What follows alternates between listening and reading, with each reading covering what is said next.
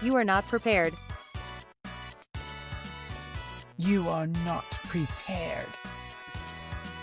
Hey, what's everybody? I got, been a little bit since I logged in.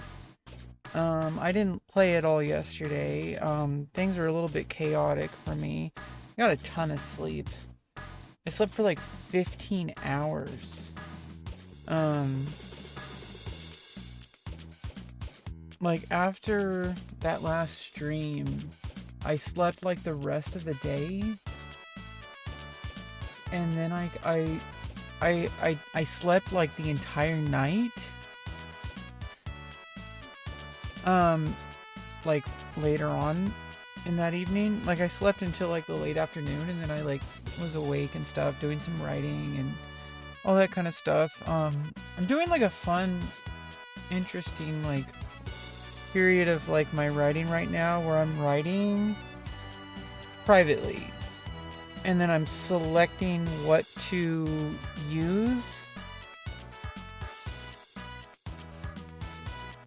when like working with ChatGPT, rather than just opening up ChatGPT and writing directly into it, which obviously if that's how you need to write, and I'm saying you as in me, and that's when you need to write, less friction is better. Like, you should have as little friction with your writing process or your creation process, which all creation kind of, when it comes down to it, every time you're actually creating content, you're actually writing. Like, it all distills into the same like root process. Like, you're writing. You may not always start with literally handwriting or literally typing, but you are writing. And so I feel like writing is like the root human skill of communicating, which is what content creation is. You're communicating your ideas to be interpreted by either your future self or just to process it in that moment. But even then, it's like you're writing for your future self.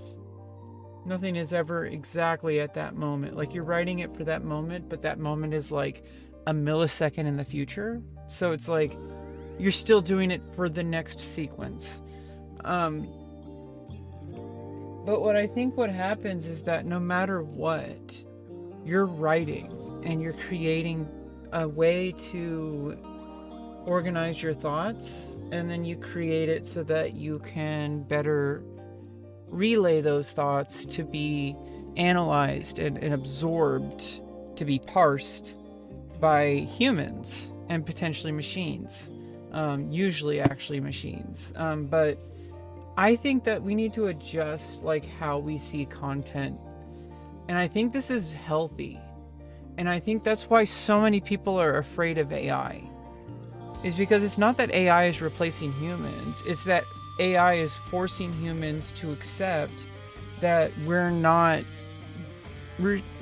reaching our full potential, that we're making excuses. Because for the longest time, You got a like from me. Have a good hey, day. what's up, drums and stuff? What's up? Yeah, I hope you have a good day too. I think what it is that humans are unwilling to accept that for most of human history, content creators have been able to kind of skate by with surface level ideas, with easily generated ideas using their skill as a writer. And now what AI is forcing us to contend with is that AI can do that part of the writing better. It can't do the things that truly matter, though. And I think that's really hard for a lot of people to understand. The fact that you see so many people visibly and viscerally upset about the existence of AI and how it might threaten the human creative endeavor, that itself should tell you how little AI matters. Because if AI was truly doing what... It's like ironic, right? If AI was truly taking over, people wouldn't be thinking critically about it. People I am wouldn't be having mentioning hard-boiled eggs AI. for People would breakfast, just and accept I can it. fit 2 in my mouth at once. Hard-boiled eggs? You can fit 2 in your mouth at once? That's a lot of eggs.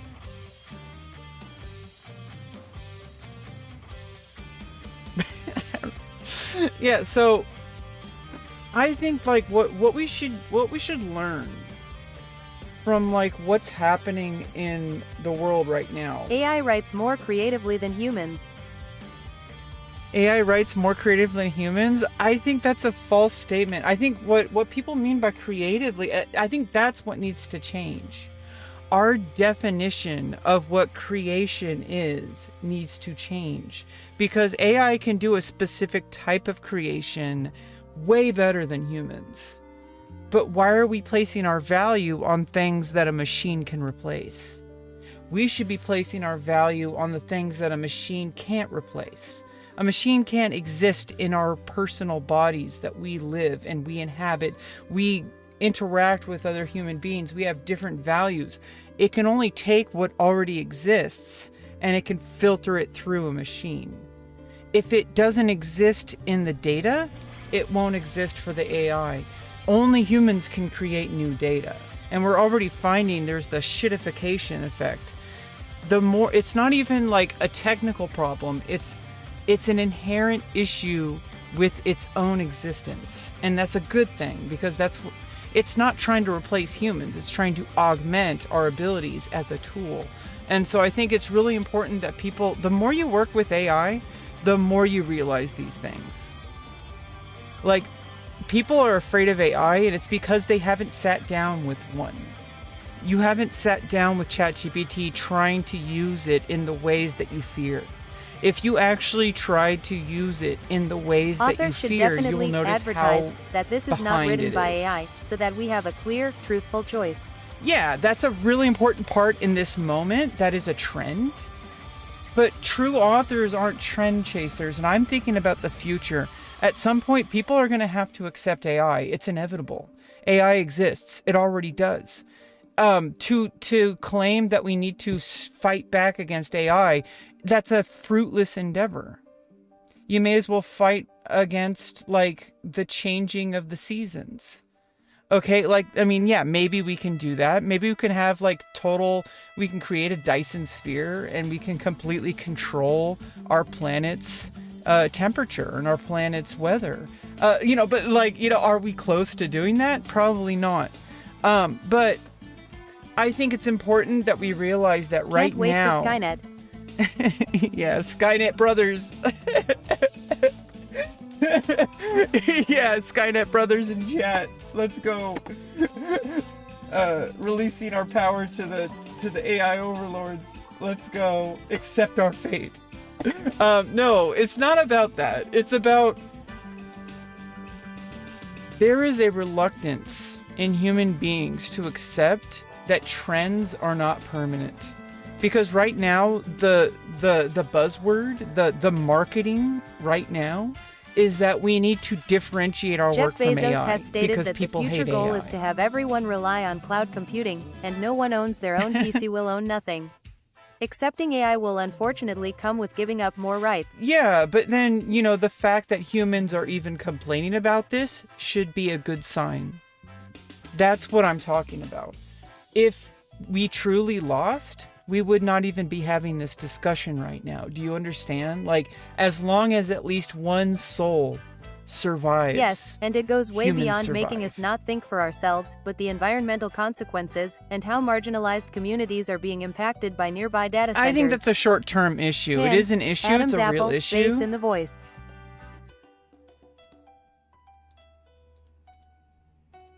It's a real issue, but at the same time, it's actually not, because we're gonna fix those problems, right?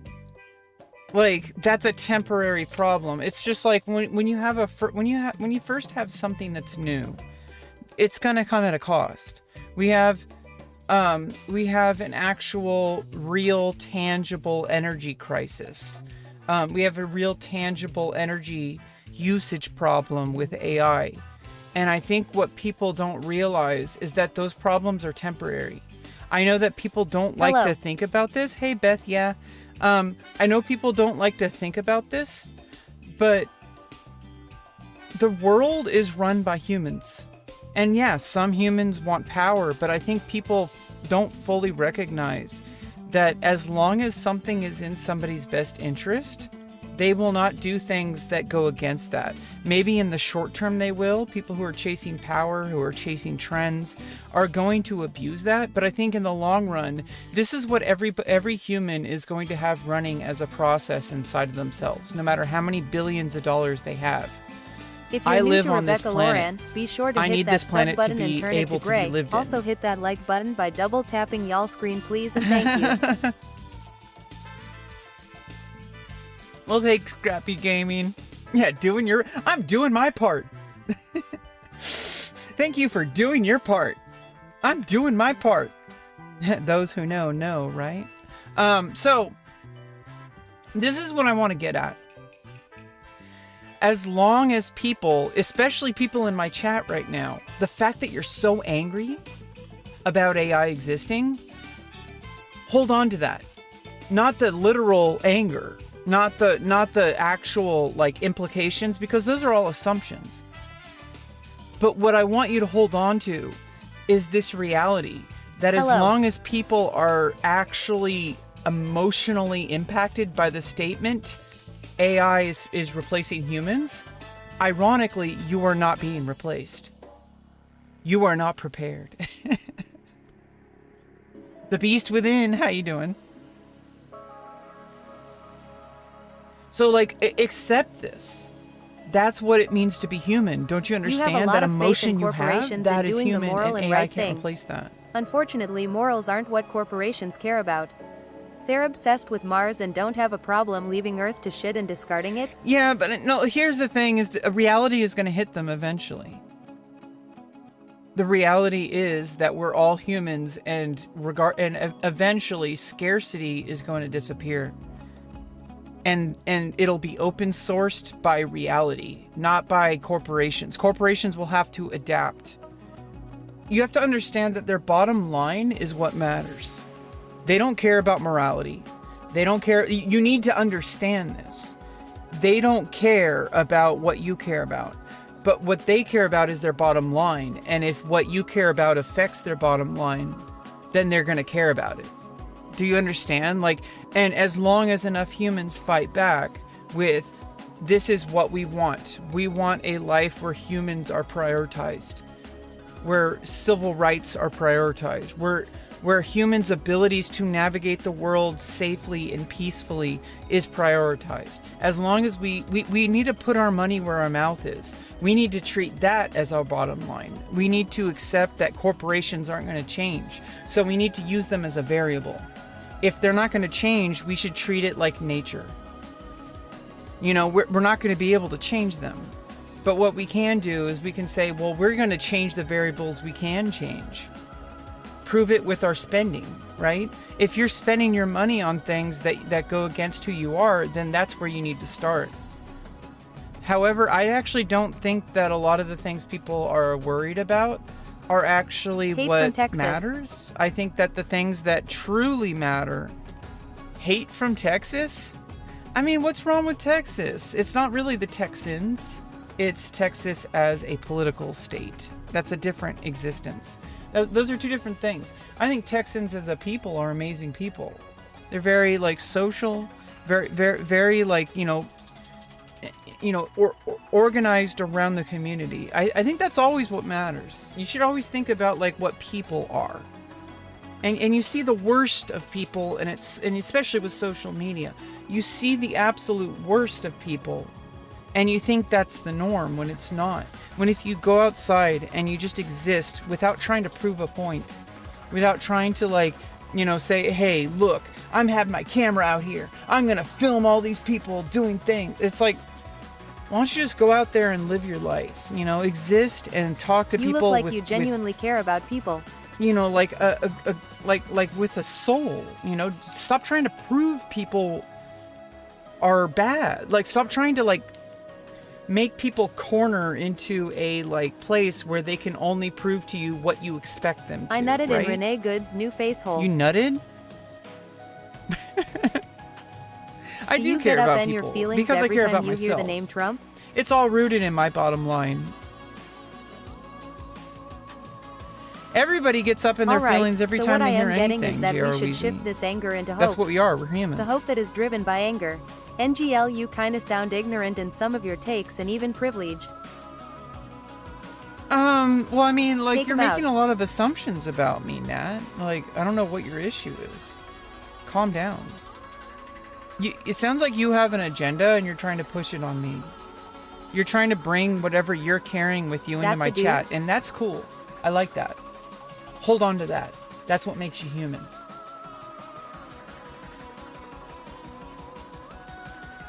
Is that?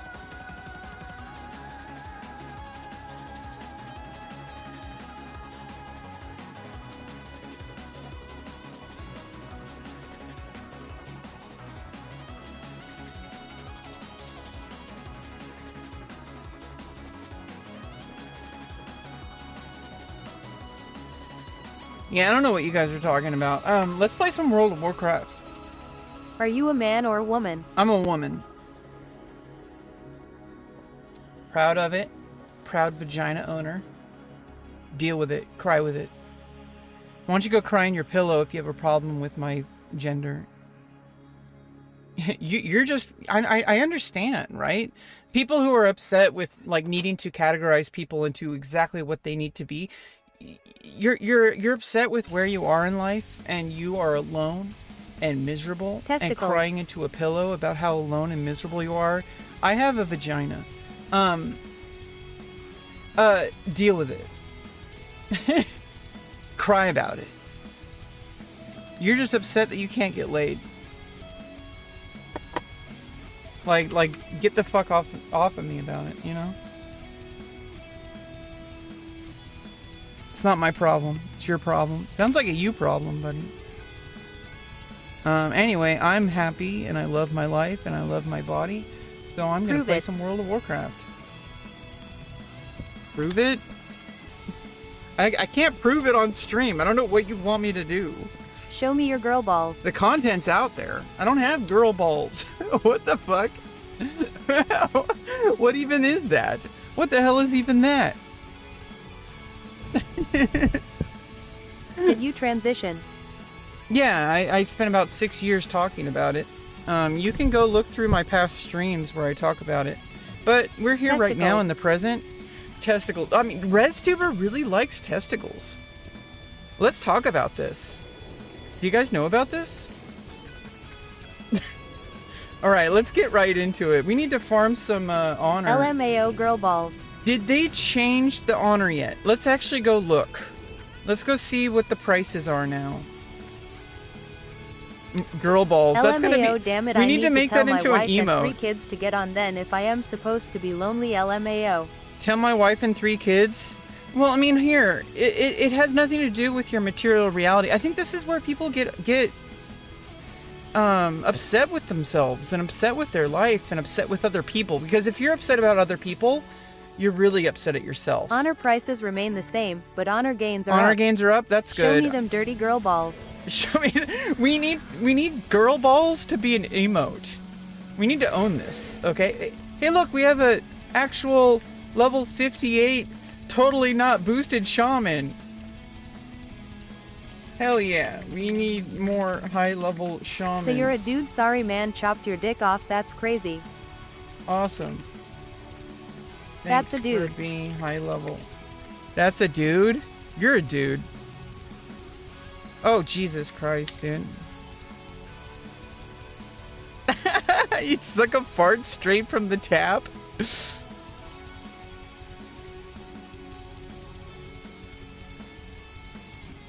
Let's calm down in chat, okay? You guys need to calm down about the girl balls, okay? Girl balls are, it needs to be an emote. You guys should work on that. You should use your creative energy in places that matter. Like making me emotes. Okay, if you truly want to be recognized and heard in this chat, put that energy into something creative. Just to see what you had for dinner last night. Fuck, dude. What is wrong with you?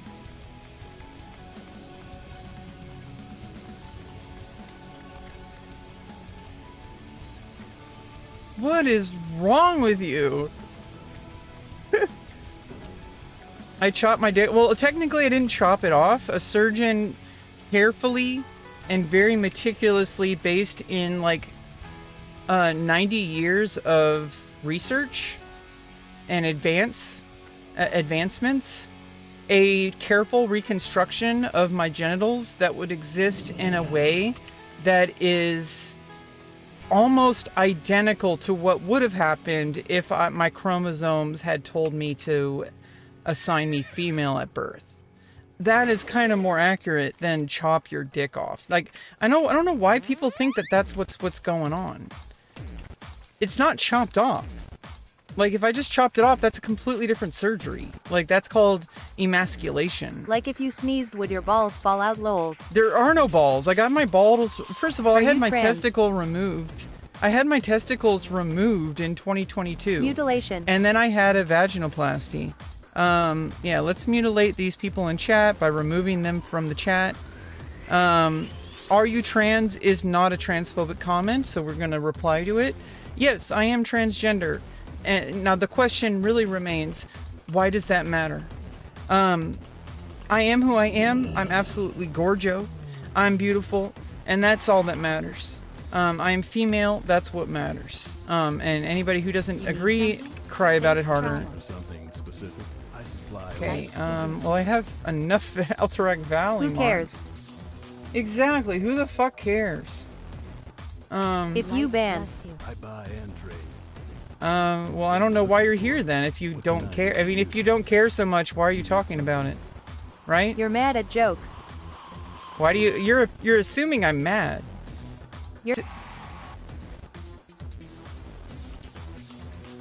Like, you're assuming I'm mad. No, I just don't allow it in my chat. Because this is my place. Like, this is my energy. This is my stream. If you want to go talk that nonsense, go on Reddit. Okay, what the fuck why is this guy not opening the... Why don't you go cry about it harder on Twitter or something? How come this guy isn't opening... Is the weapon quartermaster closed? What is going on here? Oh, no. Oh, the wrong weapon. Okay. Okay. Yeah, so I need 15k. So I need like 5k more, right? And those are the... Yeah, that's the proper weapon I need. Yeah, hate has no home. Well, we do hate certain things, but like, that's just human, right? And it's like, it matters what our actions are, not what our feelings are. Well, I don't have a dong, so I'm sorry. We're gonna get our epic weapons. We're gonna get our wepic armor. We're gonna get our epic armor. I basically, I need my epic weapon, my two-hand, and I need my epic one-hand, and well, start with shield, and then get an epic one-hand. And then I need to put Crusader on them, which means I need to farm more gold. But we're farming honor right now, and I feel like that's a better use of our time than farming I mean, we do need Crusader. So at the very least, we need to farm enough gold to get Crusader. Once I get it. But right now, let's actually farm the weapon. So we're gonna go farm Alterac Valley, and we're gonna go get the honor so that we can get the weapon, and then we'll figure out the gold part. Because the gold part will eventually just happen. Like, you know, there's plenty of things we can do for gold. I can go fishing. Yeah. No, some people play Horde. See, I don't know. There's this like obsession with labeling people. I am a human first. My existence as a trans person. Did I get the gypsy sandals? Do all track?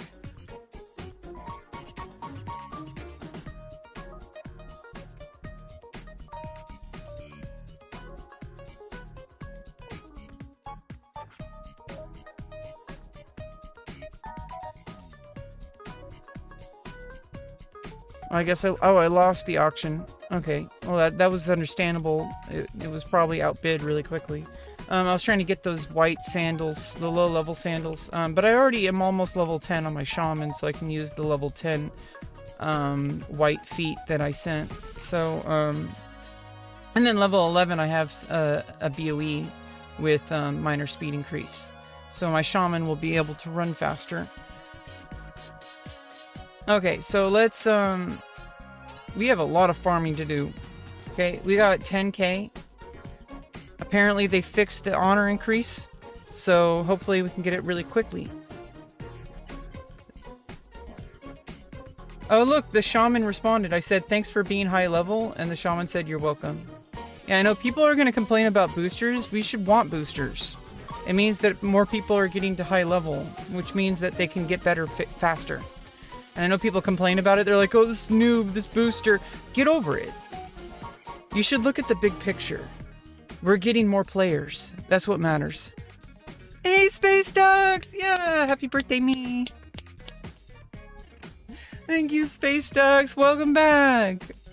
Welcome back, Space Ducks. Oh my god, thank you. It's been a while since I've seen you here. Welcome back. We got some coffee. Okay, so yeah, nice. I got like a manual hand crank coffee grinder. It's pretty awesome. Like, I got some nice coffee beans, and I got some containers that have what's called airless technology. Basically, you push down a thing that pushes out all the air so that it maintains freshness. It's like a canister that, you can put any dry material in it. You could probably put wet material in it, but that probably defeats the whole... It's designed for dry, for dry things. Like, it's a container that has the ability, it's called airless, meaning that it pushes the air out rather than trying to make an airtight seal. It just has a mechanism to just let air escape but not go back in. That's like, and every time I open it, I can smell that fresh coffee bean. It's amazing. Anyway, I also got like a hand crank grinder that has adjustable coarseness. So like, that's actually pretty cool. These things weren't even they weren't even that expensive either. I like stuff that's not expensive, but I also like things that are good quality. So there's like a good middle ground, right? I also like things that don't require electricity, because it's like, I do have a kettle that has adjustable temperature control. So I can set it to like, higher temps for like coffee or lower temps for like green tea. 175 Fahrenheit is what I have for green tea. And depending on the coffee bean and depending on the grind, or generally I have 205 degrees Fahrenheit for coffee. And I have a pour over like reusable, like extremely fine mesh. I like reusable things. I do have coffee filters, but I prefer not using things that I have to throw away. So it's like She coffee. I like reusing things. It's not even about like the environment. Like, fuck the environment. No, it's more. It's more about, I like not having to go through extra steps. I like things that are sustainable. And sustainability creates, as a consequence, a better environment. So it's really important to understand that. So did they increase honor gains from... Let's just to test it, let's just queue on all three. Just because I want to get in really quickly. And I also want to test the honor gains. Are they actually getting better honor gains for HKs? Because, 50% more. 50% more? Well, that's good. We can just do some more Song Gulch here.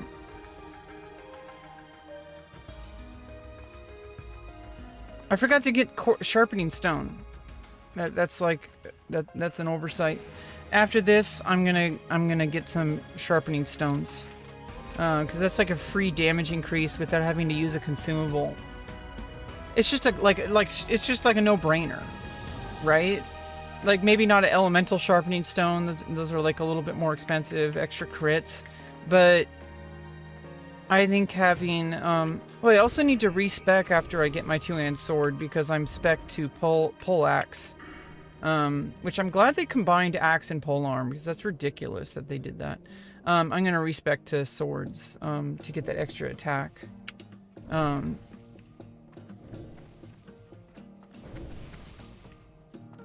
Knifewing says, "Hey, Rebecca."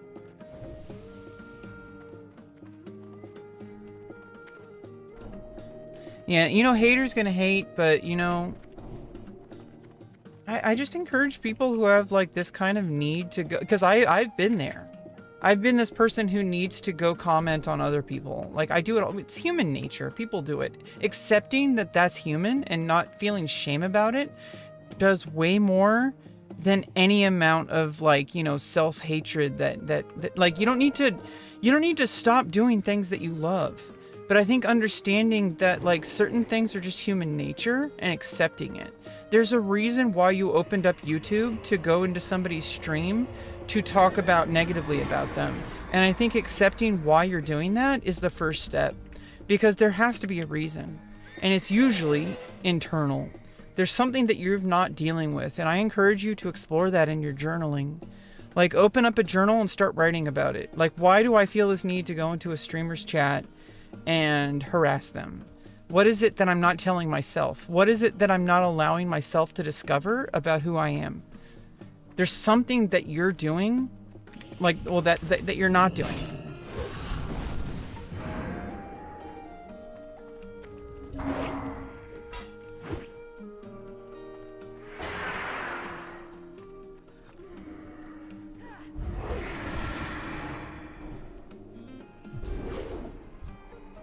Clip that.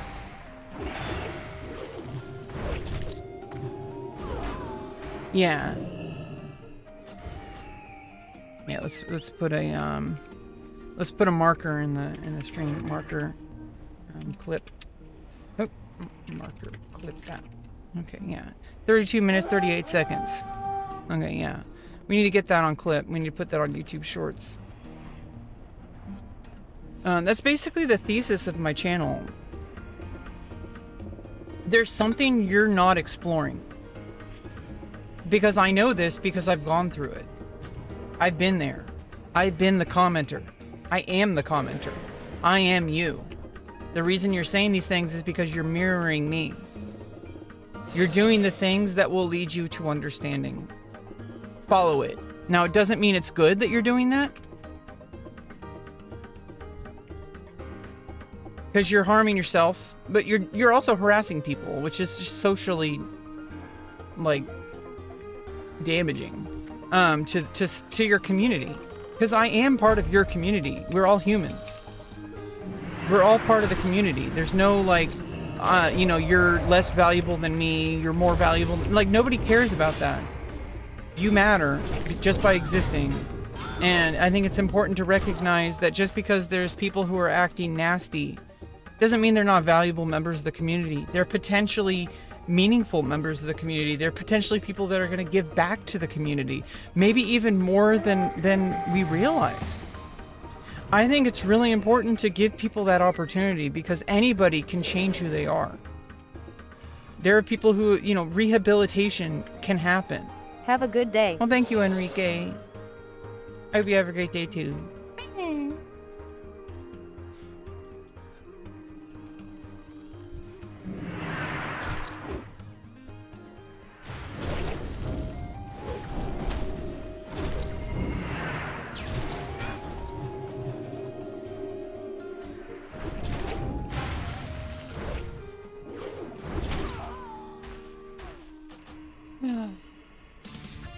Yeah, I this is pretty much a reason why I need to upgrade my gear. I need to get that epic weapon because I'm not even competing remotely in this capture the flag. Like I'm not even competing remotely. I guess remotely. But what I need to do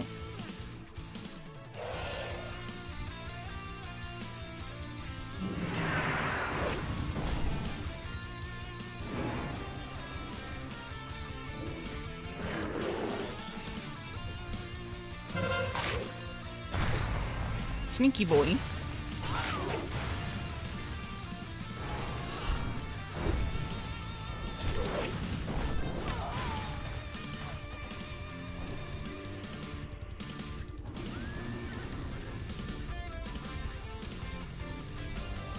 Just because you say it, doesn't make it true. Home slice. You can't change everything. That's just wishful thinking. Your parents failed in raising you. Sounds like your parents failed in raising you, buddy. Didn't teach you manners.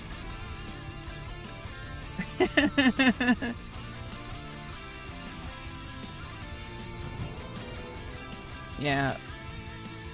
Cry harder, bitch. Get the fuck out of my channel. If you have a problem with me, go look at yourself harder. Do some soul searching. Go do some meditation. Go journal. You're not doing enough. You're failing.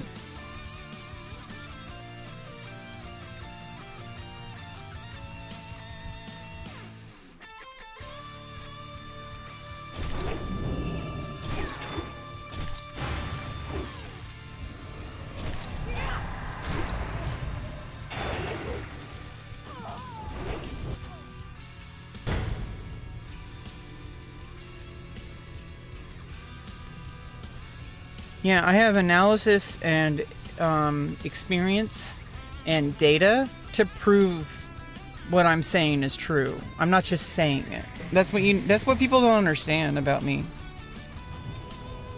I'm not just saying shit because I have the idea. I'm saying it based on practice. I'm saying it based on years of hard-earned data. Okay, like this is reality. This isn't me just saying it because I have a feeling or vibe. I'm saying things based on hard-learned experience, hard-won realities about myself.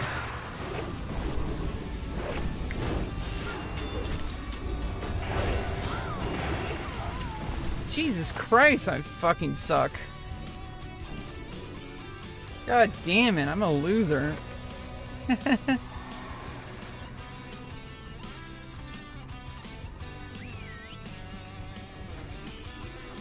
Yeah, we need to not do Warsong Gulch or Arathi Basin right now, even though it looked like it was like taking for. I think I need to be patient. We need to get more Alterac Valleys, because that's going to be our best honor per hour. But I just wanted to give it a test to see if we could actually play some real PvP.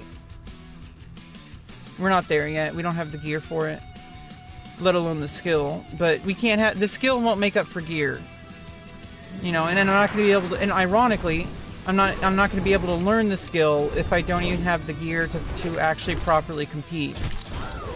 Because I'm just going to get like destroyed in 5 seconds by their weapons, right? So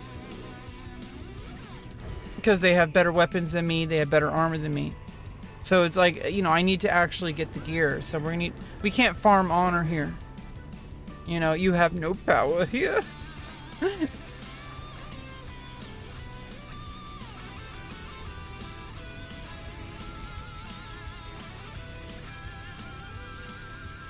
Yeah, Horde's about to win.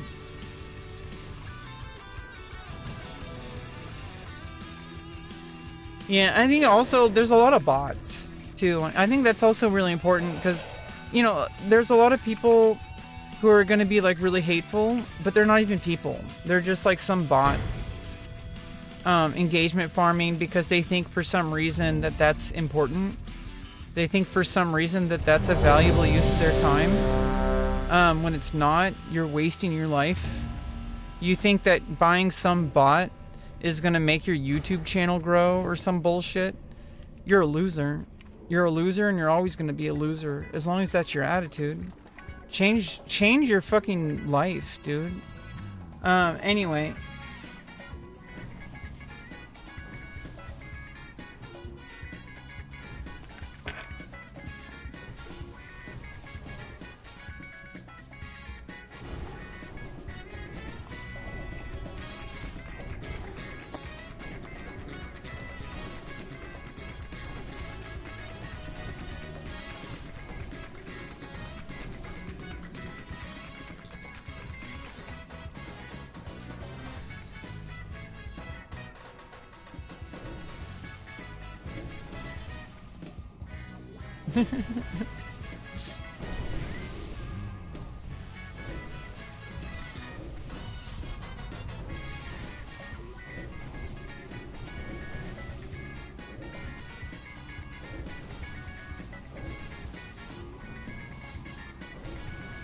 Yeah, I think there's like a fundamental misunderstanding what Joe Mama is talking about.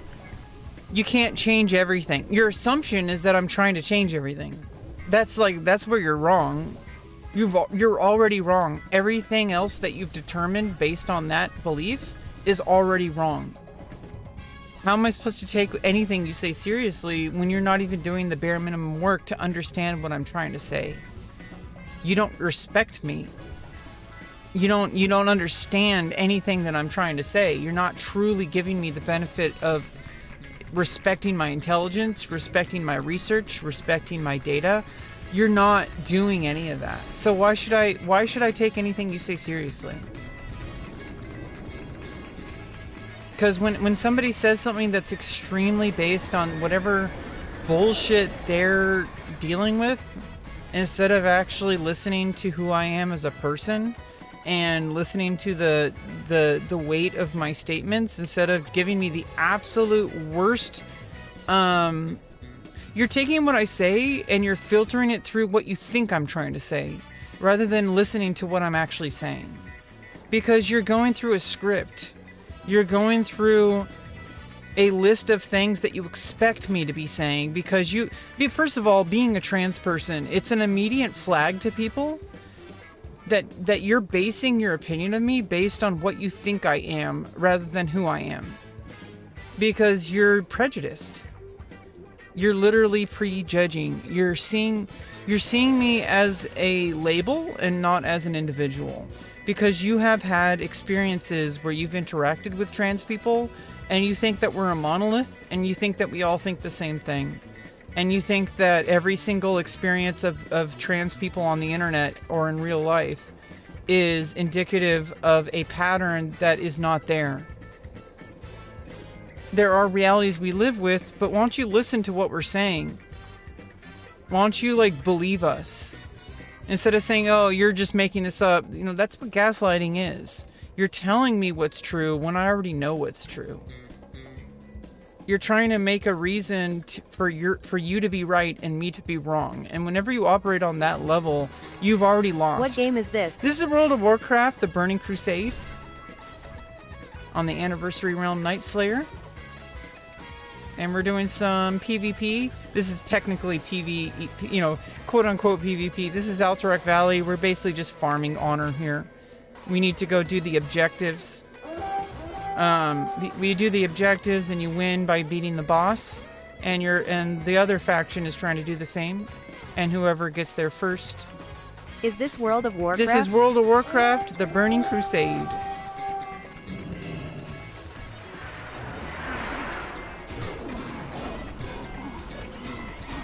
So this is a 40-player versus 40-player event called Alterac Valley. It's a battleground. And basically, it's a bunch of PvE, player versus environment, objectives, while simultaneously allowing PvP because it's two different factions. I play for the Alliance, and we are trying to get our objectives by burning down towers and... by burning down towers, we have to protect them to make sure they're not in conflict. So if the enemy faction comes in and tries to take us out before the tower has control, we need to be here to do that. Basically, we need to be present until it burns down, and that gives us an objective win. It gives us honor. So we're basically on the lookout to see if any horde comes in and tries to take it back, and they're doing the same thing. So we're on the way to the boss, and so we need to get these objectives and then we kill the boss. I gotta try this game out someday. Yeah, there's a free trial.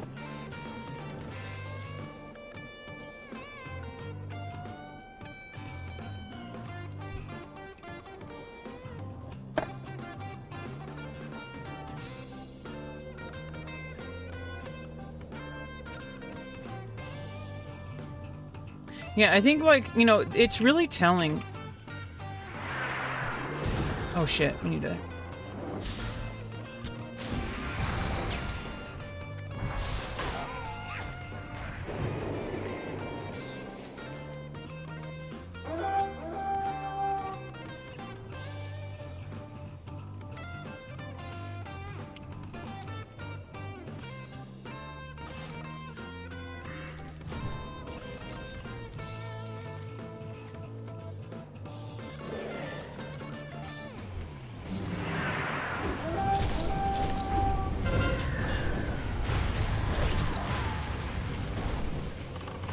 Oh, damn.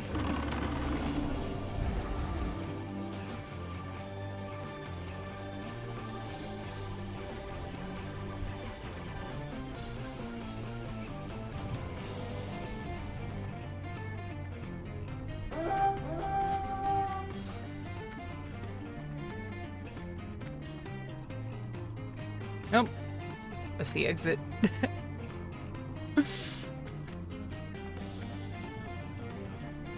Yeah, I think the reason why so many people feel threatened by the presence of transgender people is because our reality, our existence, threatens them. Because we're basically saying we aren't who we think we are. And that's an existential crisis for most people. You aren't who you think you are. You aren't who other people think you are. Like, look at the movie Fight Club. You aren't your job. You aren't your relationship. You aren't your marriage. You know, you aren't the things you own. You are something more. And that is like the main thesis of the movie Fight Club. And you need to think about it that way. And that's what trans people threaten. They threaten your carefully curated reality where you think you know who you are. But you aren't. And it's liberating. When you finally look at who you are, it's uncomfortable, but then you can do something about it. When you know you can finally do something about it, that gives you like a level of freedom you've never had before.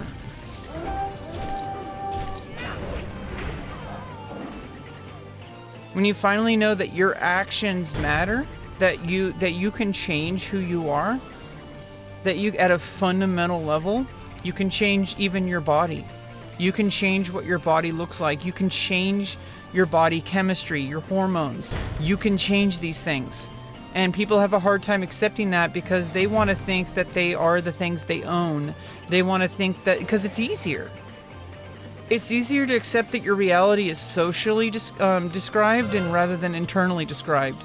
Because it means that if you collect a lot of nice things, if you have a high-paying job, if you're respected in the community, then it makes you a more worthwhile person. But the reality is that you already have intrinsic worth.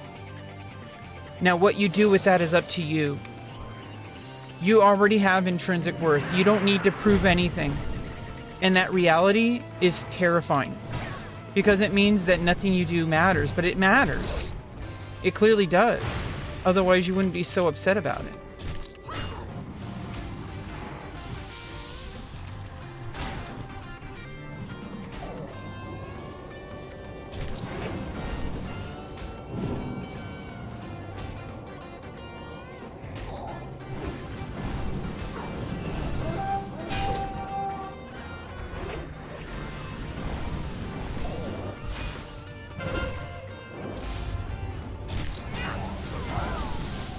Damn it.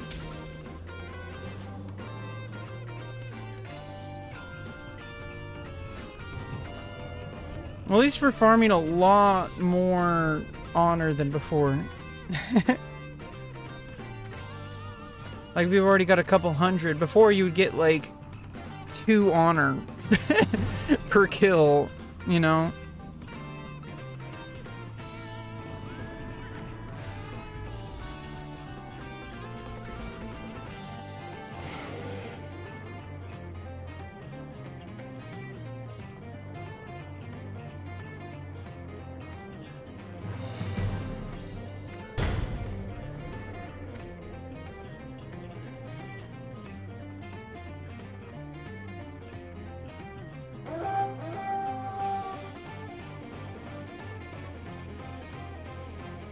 Right, we almost got East Frostwolf Tower. 3, 2, 1.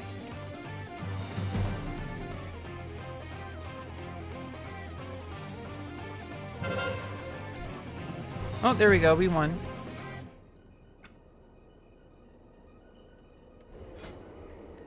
Yeah, and we just need to keep spamming that. What's on your I need 4K more. I think that's why people have such a hard time accepting trans people. It's because our existence threatens their beliefs that they are what society says you are, because that's a much more convenient truth rather than doing the internal work required to fully reach your potential. And you can see this in all aspects of life. This is why people always are looking on Reddit. For example, they're looking for shortcuts for things. They're looking for a video to watch. They're looking for some secret silver bullet. But here's the sad truth. I mean, not the sad truth. Here's the difficult truth, is that there is no silver bullet. There is only action and results. There is only intention that leads to action, that leads to results, that leads to data, that leads to analysis, that leads to intention, that leads to, like, it's a circle, right? You can't have one without the other. People say, oh, you know, actions matter, but you can't have actions if you don't have data. And you can't have data if you don't have results. And you can't have results if you don't have action. And you can't have action if you don't make the intention. And that gathering of information, what do I need to do? What do I need to do? That is a huge part of the process, but we get lost in it. We collect data. We watch more YouTube videos. We say, how can I, optimize? How can I, and you're optimizing before you have data. You're optimizing before you've taken action. It's an iterative process. It's not that you don't do it. It's that you do one thing, you collect data, and then you take action. You collect the results, you analyze the results, and then it gives you new data. And then you know better on what you need to work on. And then you can actually say, okay, now that I know that these are the things I need to work on, I can filter out all this noise. And now I can collect the information that matters. And now you're going to be looking for YouTube videos that actually get you closer rather than just give you the idea of, oh, I'm doing something because I'm watching a video. That's the initial stage. That is not the end stage. But it is a stage, and it really is important. You're not going to cut it out. It exists for a reason. There's a reason why people do it. And dismissing it and saying that it's unimportant, that it's a waste of time, that is a fundamental misunderstanding of what it means to be human. There is an evolutionary reason why we do the things we do. But they say an unexamined life is the only one not worth living. But the thing is even having an unexamined life, that's at least something you can work with. You need to look at where you are, look at what your needs are, and then make adjustments. And I think that's really hard for people to accept when they see trans people going through hormone therapy, going through surgeries. They have a hard time accepting that they can change who they are. It's a uniquely human problem, and it's fundamental to the entirety of the human race. And it's why for most of history, trans people have been misunderstood. So in some cultures, trans people have been not just accepted but revered, but in most cultures, especially modern culture, trans people have been othered. Trans people have been demonized and used as political fuel. But you have to understand why these politicians use it. They don't care about trans people. They don't care about what your beliefs on trans people are. They don't care about your religious beliefs. They don't care about any of that. Their bottom line is they want your support. They want your vote. And they know that you're going to care about that. And I think that wool over your eyes is preventing you from ridding yourself of these hateful beliefs. And you say they're not transphobic, you're saying they're not hateful, but if the result of your beliefs is that certain people get to have rights and others don't, then it's hateful. It is bigotry. And you have a hard time accepting that you're a bigoted person. You want to be a good person. That's good. Hold on to that. Hold on to that. But you can't have both, if your actions are dictated by hate, if your actions are dictated by a refusal to accept somebody else's reality as true, when you're not even doing the work to verify it, you're just spitting dogma. You're saying there's only two genders. You're saying there's only male and female and it's assigned at birth. That's an assumption that you're not analyzing. You're not questioning it. You're setting it as a truth without, just like as dogma. And it's like, that's not true. Nothing is inherently true. Honestly, gender is a construct made by humans in the first place. All that exists is that we have a reality that we live in and we can change it. And it doesn't really matter what you think, it's still true. I am still female, and I am still presenting as female, and I am still socially accepted as female, and your refusal to accept that is There's a only delusion. two XY. There's XX and XY. There's also more. You have a fundamental misunderstanding of biology. There is more than meets the eye. And the only reason why you refuse to accept that is because you have a hateful belief that trans people aren't real, that trans people don't deserve respect, that trans people deserve to be stomped on, ignored, harassed, and denied basic human rights. That's the only logical conclusion, because it doesn't even matter if you're correct or not. The fundamental truth is that I exist within our community, and I should be able to exist in the same kind of way that you do, which is with respect, with dignity. Your opinions don't matter. And it's not even true anyway. Honestly, my truth isn't even true. There is no such thing as objective truth. We are humans and we're born here, and our society is already based on untruthful things. We make shit up. That's what humans do. That's why we have cars. That's why we have the internet. They are real, but biology speaks different. Yeah, and who cares though? What's the implication? This is what I'm talking about. Who the fuck cares? What does it matter? It doesn't. It doesn't. You're insisting on it being true. You're insisting on it being like mattering. You're insisting on it being something that actually determines how you should treat me. Are you going to treat me like a monster, or are you going to treat me like a human? That's the real question. And you don't have to understand it. You don't have to even accept it. But like, the choice you have to make is, are you going to treat me like a human, or are you going to treat me like a monster? And like, that's the real question. And if you can't treat me like a human, then you have to accept that you're a bigot. You're a bigot. I don't get why bigots are so obsessed with trans people. Let them live their lives. God, I cannot wait till his warrior gets deleted.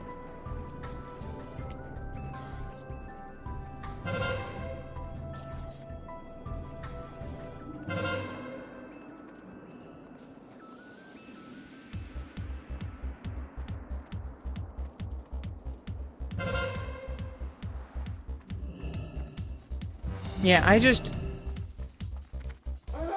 I don't understand this about like, it's a constant pattern, and it's been going on infinitely looping for years, that people are not listening to reality. People are not listening to research. People are not even listening to human beings and their lived experience and the reality that I am human and I deserve dignity just like anyone else. Or maybe nobody deserves dignity, but we do it anyway. Because that's what it means to be human. It's part of being in a community. And, you know, you can't throw that back at me and say, oh, but shouldn't you respect my belief? If your belief is that I shouldn't be treated like a human being, then no. Fuck no, I'm not going to respect that. I can respect that you have a different opinion, but as soon as that opinion leaks over into how you treat me, I'm going to have an issue with it. Just like I would have an issue if you had a problem with black people existing. And the fact that you can't see that what you're doing is the same as that kind of bigotry is part of the problem. If enough people are calling you transphobic, maybe it's true. Accept it. If you're unwilling to accept that label, then do something about it. But you can't have both. You can't have transphobic beliefs and also not be transphobic. Oh, I'm not transphobic. I just have these beliefs that undermine trans people's existence and undermine their rights to basic life, liberty, and pursuit of happiness. But I'm not transphobic. You're lying to yourself. You're refusing to accept that you're a hateful person. You're refusing to accept that you do not want trans people to exist. And if that's how you think, then that's honestly, I respect that more than what you're trying to do, which is trying to pretend that you're not transphobic when you clearly are. Don't lie to yourself. I respect that much less. Oh, fuck. Just got mind controlled and thrown off the bridge. They're obsessed with us. They can't stop thinking about us. And like I said, the root cause, this is the uncomfortable truth that these people are afraid to accept about themselves. They're unwilling to look at their flaws. They're unwilling to accept that they can do something about their shitty life. They're unwilling to accept that they're responsible for their own misery, that they're responsible for their own failures. And sometimes they don't even know that they're failing. They think they're perfect. That's even scarier. They think that there's nothing wrong with them. If you think you're perfect, you've already failed. Like, humans are inherently flawed. It's not a flaw though. It's a feature. Like we analyze ourselves, we analyze our situation, and we try to make it better. That's in our genetic code. Male, female, that is in genetic code. We have biological reasons for having different encodings as male or female when we're born. But we also have the encoding that allows us to change our physical form. We change our reality. We have cars, we have airplanes, we have science. And part of that is body augmentation. The fact that we have vaccines, that's body augmentation. We are engineering our bodies from the beginning. The fact that we even have fire. Most creatures do not make fire. We do. We cultivate it. We have the ability to cultivate land. Most animals don't do that. We have the ability to modify our environment, modify our bodies, modify our reality. That's what we do. Trans people show that truth, and it makes people uncomfortable. Because you want to think that you're a biological animal. You are, but you also are biologically evolved to be able to adapt, to change your environment and to change your reality. And trans people are the 100% embodiment of that. That our gender is not fixed in whatever biology our body tells us. Our reality is not fixed. We have cars, we have airplanes, we have houses, we have taxes. The fact that we even have a society at all is because we modify things. We modify our reality. Ah, 1%. Oh, nice. The deep wounds got him.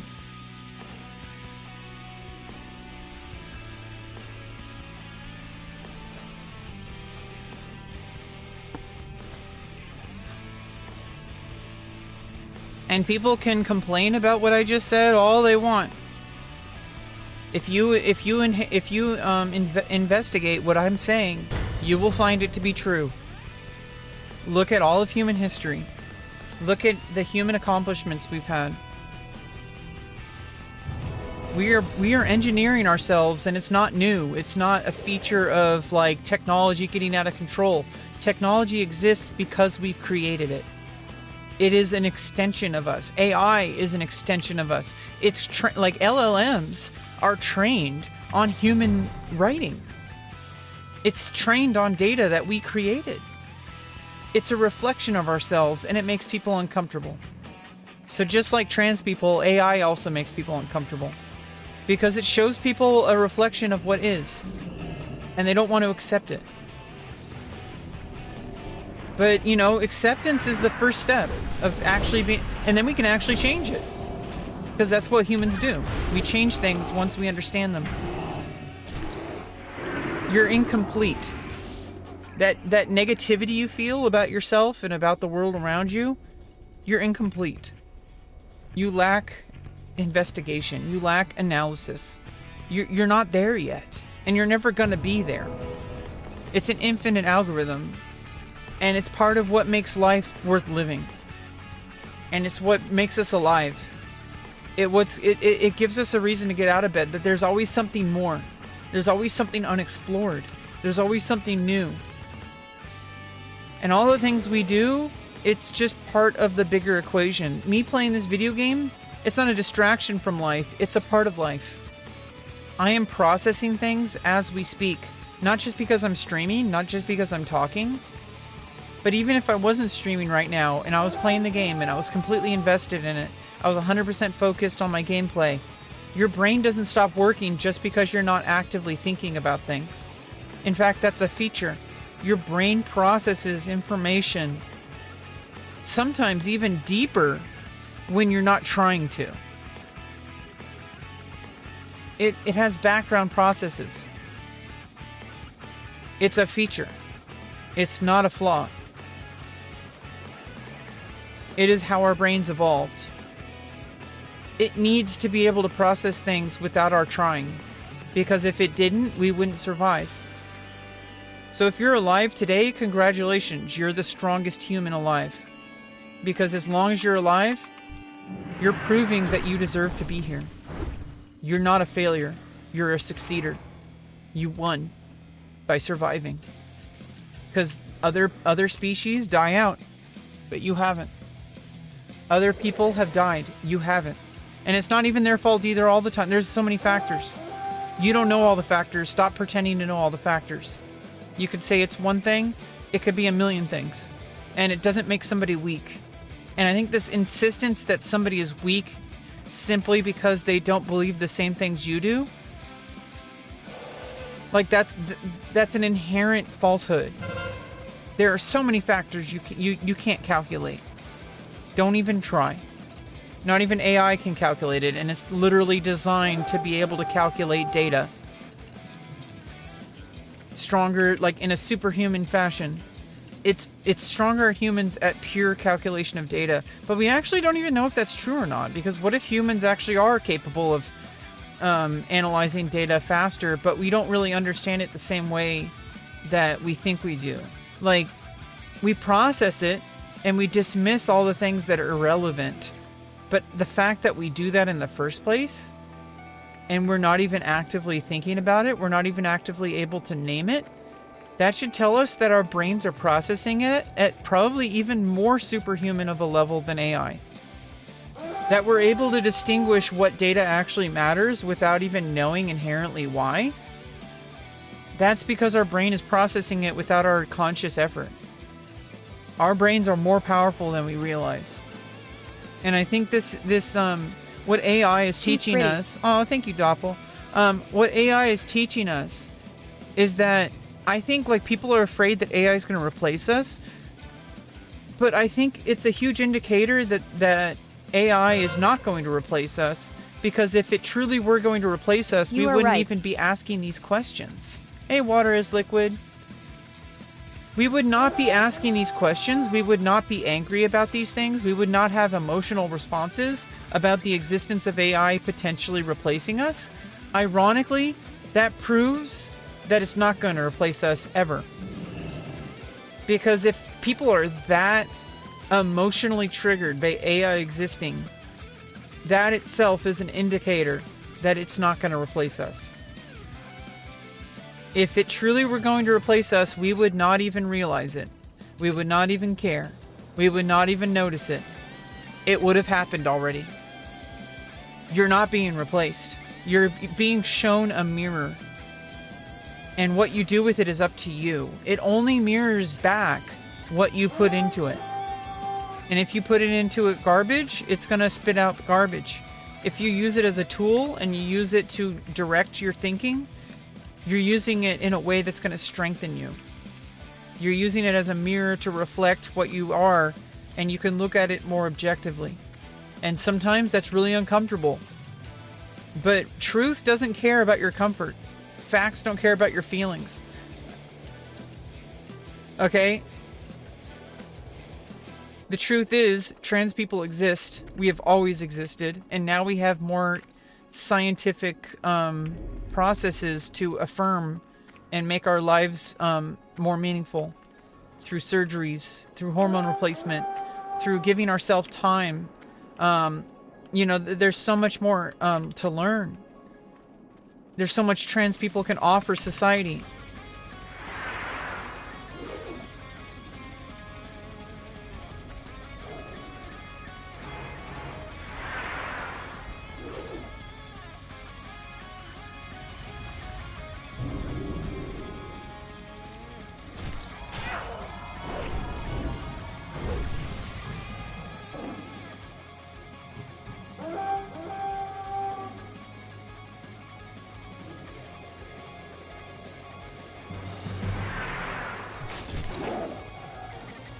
Nice.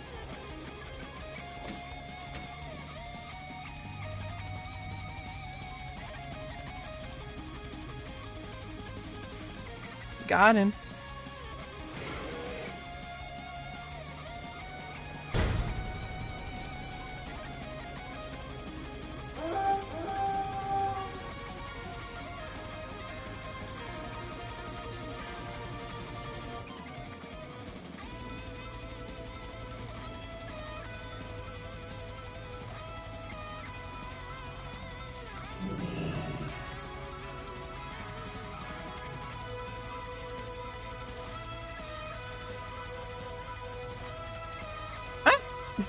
I fell off.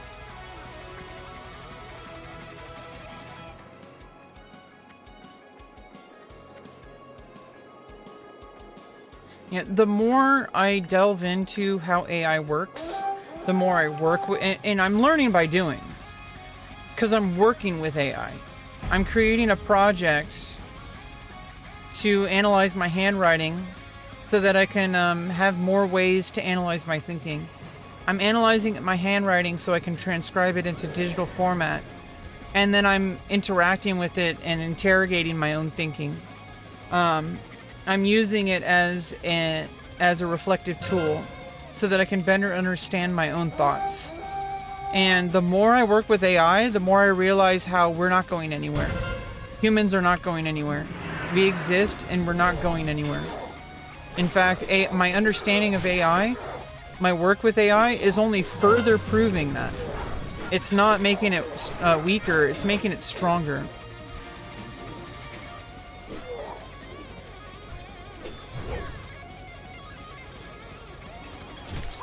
You are so positive. I'm so positive. It's because I have a lot of... I've gone through a lot of negative thoughts. I've gone through a lot of emotions. I've processed them. I'm an examined life. This is what an examined life looks like. Somebody who is clearly... At some point you have to make decisions. You know, analysis by paralysis is a thing. You can see through my actions. Not even that I'm trans. What W-orc do you do with I? I use it as an interrogation tool for my own thinking. I use it to... First of all, I use it to do menial tasks. Like I use it to take my handwriting and turn it into digital format through OCR. So like I have it, I'm kind of training it, quote unquote. I'm making protocols within ChatGPT with a project with a bunch of protocol files to have a system to invoke that changes the scope, because normally there's a global scope in ChatGPT, and when you make a project you create a more local scope. But within that local scope, I have an even more local scope that is narrowing it down to literally just the process of reading my handwriting and putting it into digital text. And then I make corrections, and then I have it make weights, quote unquote. Not real weights, they're just like, directive protocols. Because it's functionally the same, but I'm not training AI in the traditional sense because I don't have access to the model It is literally, controlled by OpenAI. But what I can do is I can make weights in the user space to tell it how to respond. And it's working pretty well.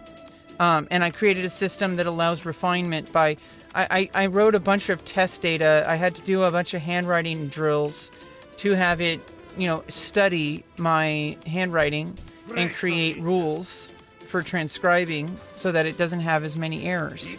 I want it to be faithful to what my handwriting says and not fill in the blanks, not try to edit it, not try to insert itself into it. And then when I'm done with that, I can discuss it when that's within that scope. And then I can exit the scope and talk about it from a global perspective.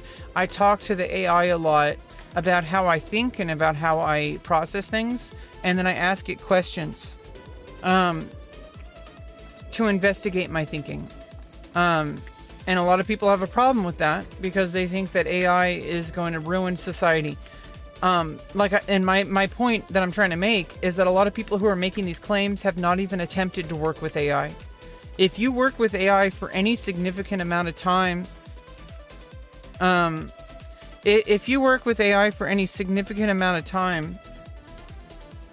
you'll understand just through working with it that it's not going to replace us by any stretch of the imagination. It's only going to help us. It's just another tool.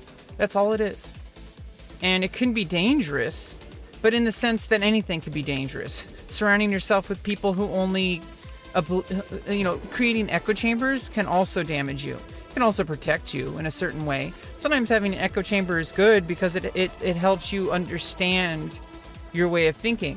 But it also requires a level of humility that understands that you are in an echo chamber.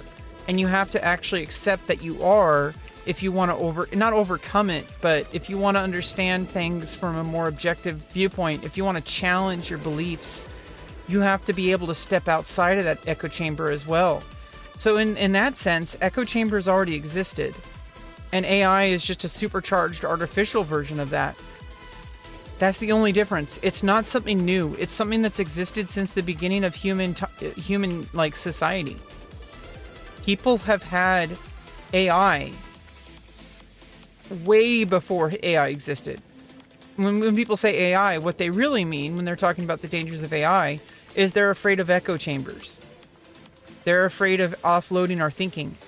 They're afraid of these kind of things. These things existed well before AI. They existed for thousands of years. People like kings and leaders and all sorts of people like that would have people in their circle that would just feed them information that they wanted to hear. That leads them susceptible to manipulation. It leads them susceptible to making mistakes. And then they have to pay the price.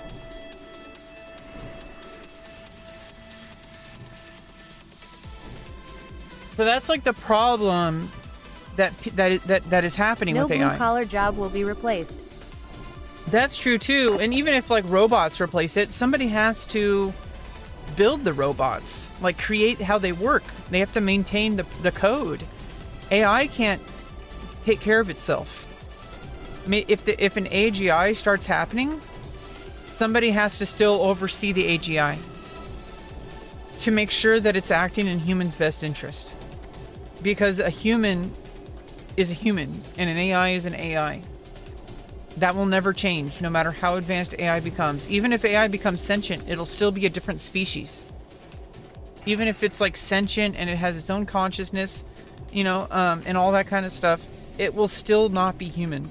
And we need to think, if we're going to use tools to make human, to fit our human model of existence, the fact that we created it in the first place, it's already built in our image.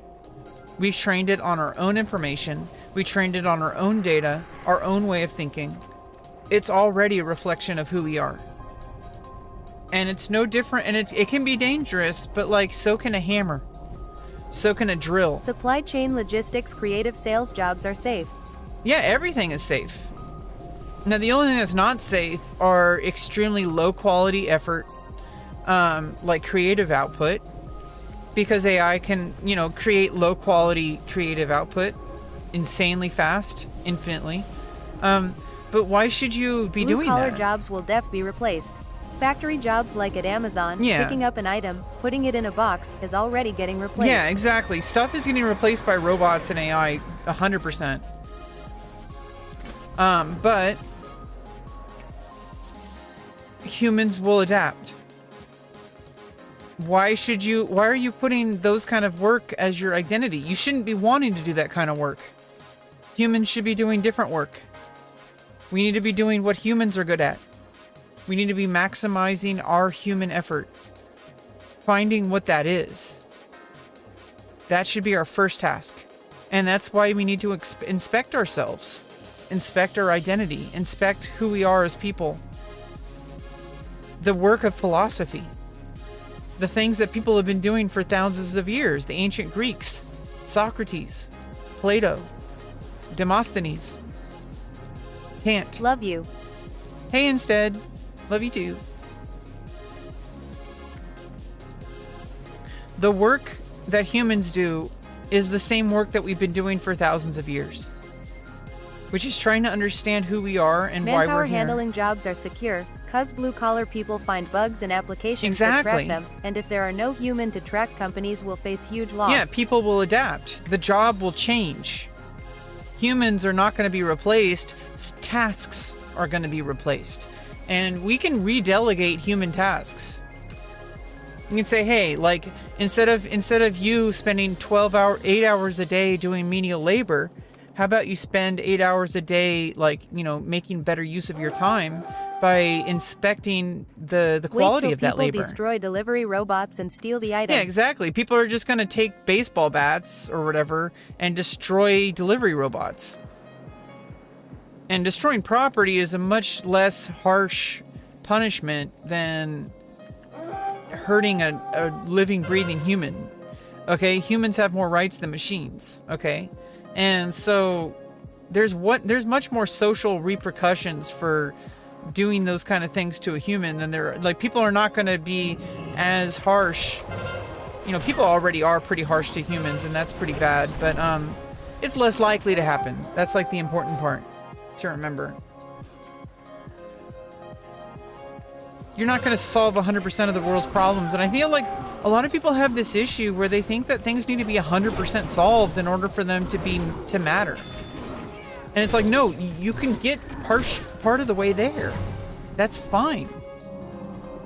You're never going to be perfect. And I don't know why people think that we have to be perfect before we take action. And the same with creativity. Like, as a writer, if I never even put pen to paper because I'm afraid that I'm not good enough, then I'm never going to put pen to paper.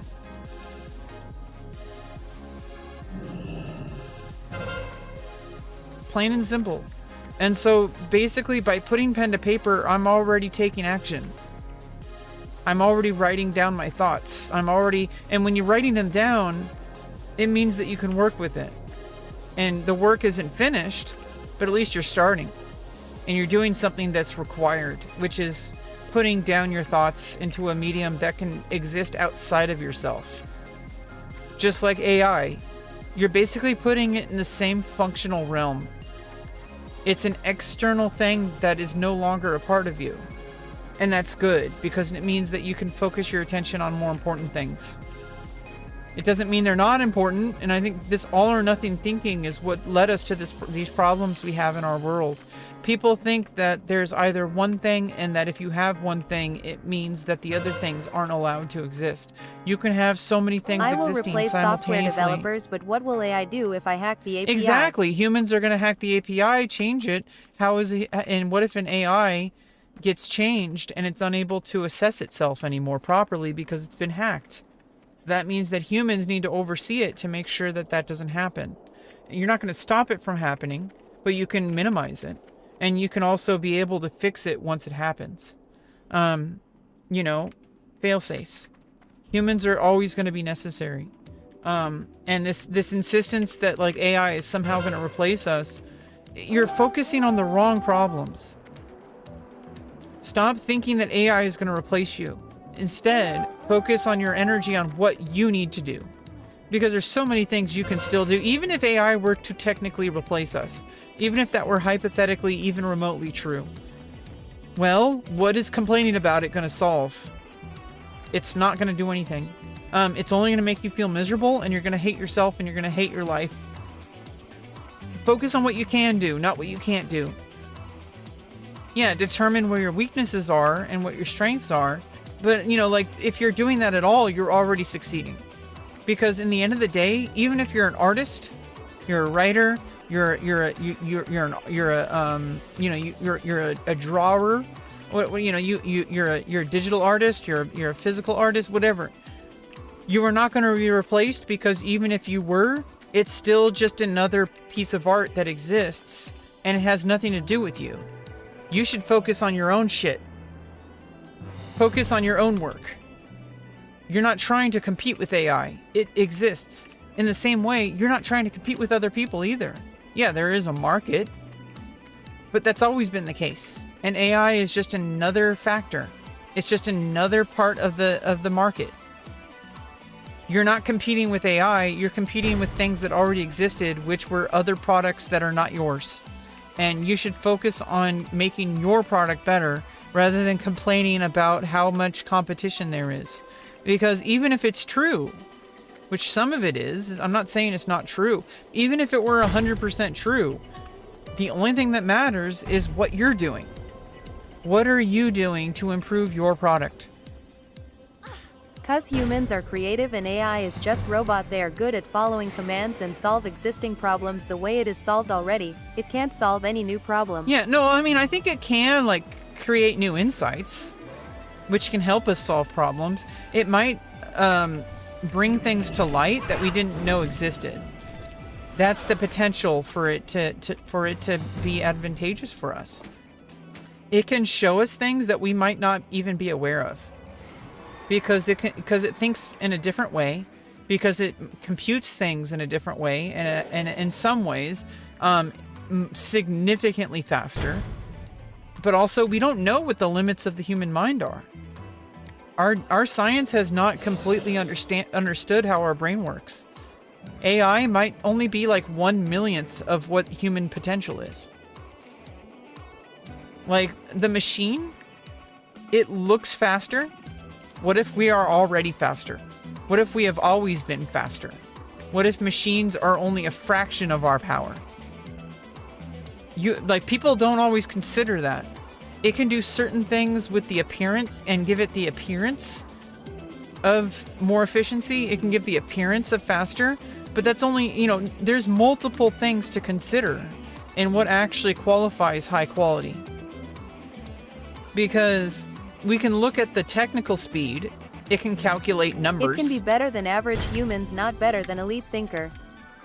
Yeah, that too. But also, yeah, it can crunch numbers faster. But also, humans can crunch numbers, but we just choose not to spend our time and energy on it. We could train our brains to crunch numbers. There are some humans who can crunch numbers like a machine. We call them savants. We call them, certain parts of the autism spectrum. Yeah, I don't think that's inherent. I think that's just we're programmed in much the same way machines are. But we don't really think about it that way, and we think that it's like being autistic or something somehow makes us different. But I think being autistic is just our brain is wired differently from the start, and it's just a different wiring. But we still have the fundamental same brain. I'm autistic, but my brain is wired differently. My brain is wired differently, but it's still Google a brain. Project Manager here. AI is a useful tool, but cannot replace human interaction. Yeah, and this is kind of this is kind of my thesis here, is that the more you actually work with AI instead of complaining about it, the more you realize how laughable it is to think that AI will replace humans. If anything, the more we work with AI, the more it's proving how much of a tool it is and how little of a replacement it is. And we have to adapt and be willing to accept our limitations and also willing to accept our strengths, because sometimes it's hard to accept our strengths. It's hard for us we feel like if we accept that we're strong, that it's going to make us complacent. Accepting that you are strong is not a failure. It doesn't make you lazy. It doesn't make, like, accepting greatness is only... And God will bless humans, not AI. Yeah, exactly. Like, AI is just a machine. If there is a God or a higher being of some sort, which I'm not fully willing to accept doesn't exist, I mean, there has to be something that's beyond our understanding. Like, we don't understand the universe. We don't understand why we're here. We might never understand that. Why is AI here? Why have we created it? There must be a reason. There's an evolutionary reason. And where does that evolution come from? You know, it comes from randomness in the code, but where does the code come from? You know, it existed. We have the like the Big Bang, but what came before the Big Bang? You know, like what created the Big Bang? There's something out there that we don't understand. And I think to, like, you know, discount that is ignorance. Just as much as insisting there's some, you know, Zeus-like figure in the sky watching over humans, I think that's also short-sighted. Why would God exist as a human? That's our own limited understanding of the universe. If there is a God, it's not going to be anything like us. You know, either that or the nature of existence is what we call human. And every being in the universe is created that way. But we just take a different form. The reason for AI is capitalism. Money drives everything. In AI's sense, it is for efficiency and labor cost reduction. Yeah, and that's like the only reason you should feel threatened is if you're already complacent. And if you're and those people were already going to be replaced, even if AI never existed. Those people are always the lowest quality. And they're always the people that get replaced. Hi, Sir Robert. Do you have any job openings at your project? Yeah, it looks like Water is Liquid is networking, trying to get a job. People trying to get a job in my chat. Jeez. Good luck, Water is Liquid. I hope you get a job. I'm encouraging you to keep fighting for your improvement. I hope you get what you're looking for.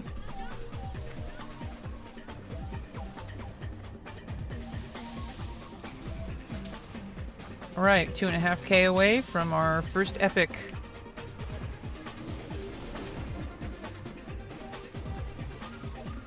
But then I need Crusader, so I need to farm like 25 gold.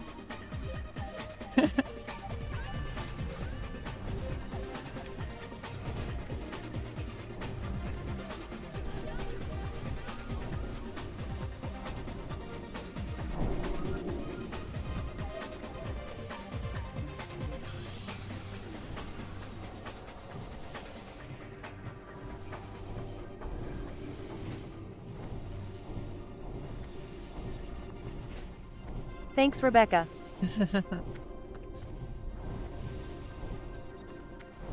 Oh, there's going to be a 1 hour maintenance in an hour? I guess we're playing till then. I need to go fishing for some gold later.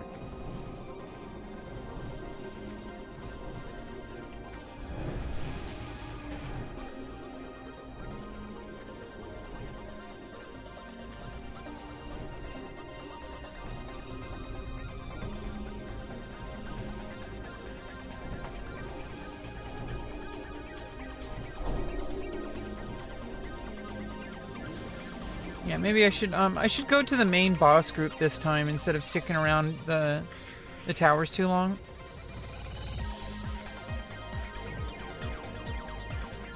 Like, let's stick with the main group this time.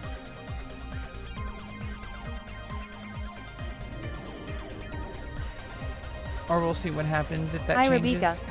Hi, Rebecca. Hey, Mitz. How are you doing? We're just farming honor. That's what we're doing. And we're talking about existential crises. Because, I mean, it all started with, every time I start my stream, and this is probably a good sign that I'm getting out there, you're always going to have haters. And as a trans woman, I invite a certain kind of hate, unfortunately. But it reveals something to me, which is that I think the reason why trans people invoke so much hatred in people is because they really hate themselves. Because we show people that reality can be changed, that our body can be changed, that we can decide who we are. And they're afraid of that because it means that they're afraid to examine themselves. They're afraid to understand themselves. They see us being happy and changing who we are and loving our bodies, and that makes them mad. It's the same reason why when people see attractive people, they think that it's like somehow a bad thing for them to get attention. That, models and actors who are attractive, people are it's like, I don't think, I think, there's room for everybody. I don't really think that there should be some kind of like, oh, if you're ugly, you shouldn't, be, like whatever. But it's just, I think what it does is like, when I see somebody who's doing better than me, I don't get mad at the person. I look at what they're doing that I'm not doing, and then I try to adjust my approach so I can do better. That's what a healthy person does.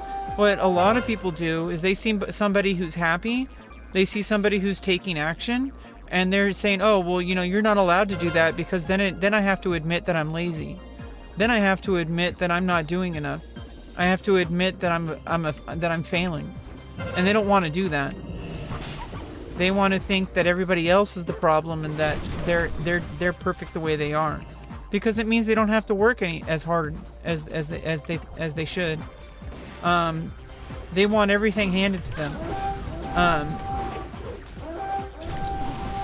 They want to live their life without examining who they are.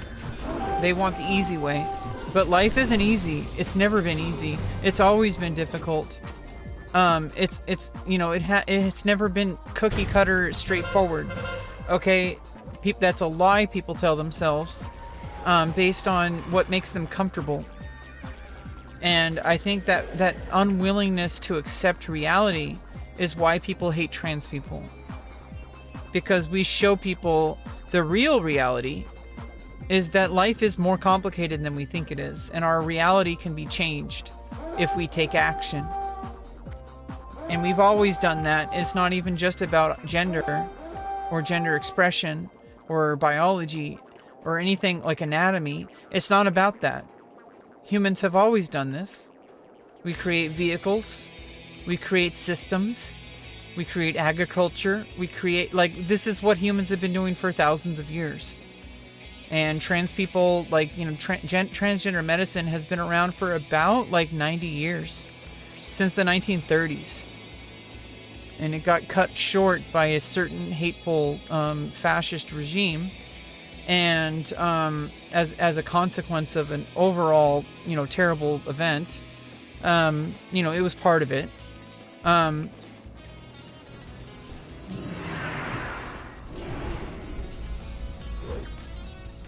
And a lot of gender clinics were shut down, which is unfortunately what this current administration is trying to do.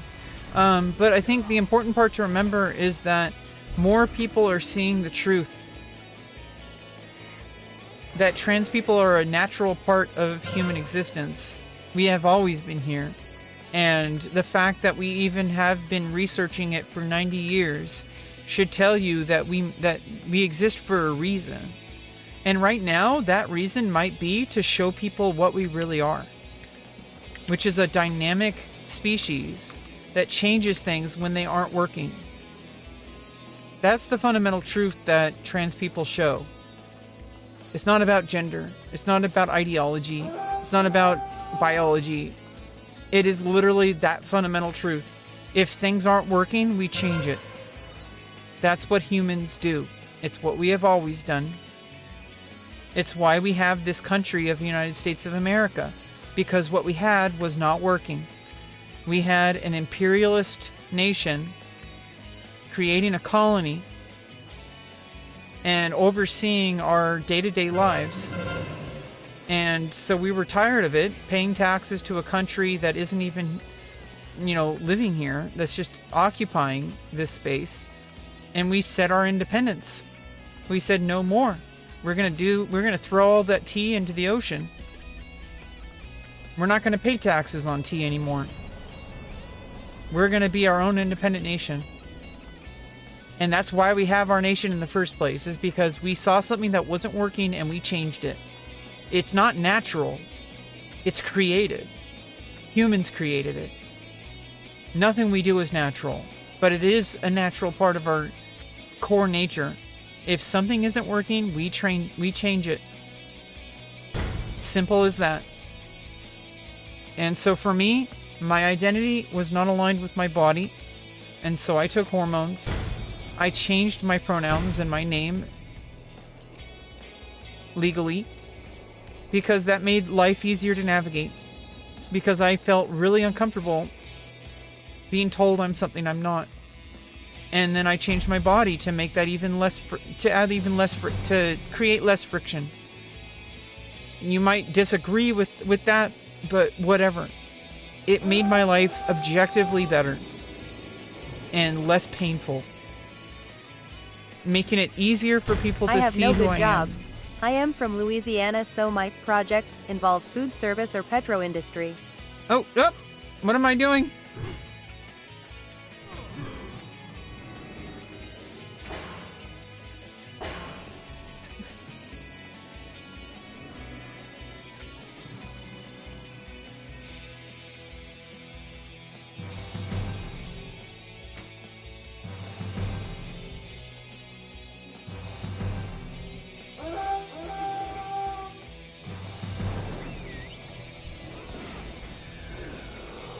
Yeah, I accidentally thought we pulled.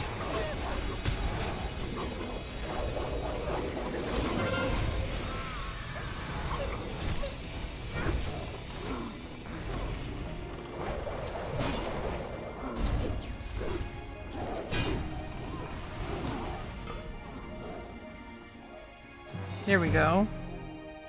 Nice, 13k. 2k left.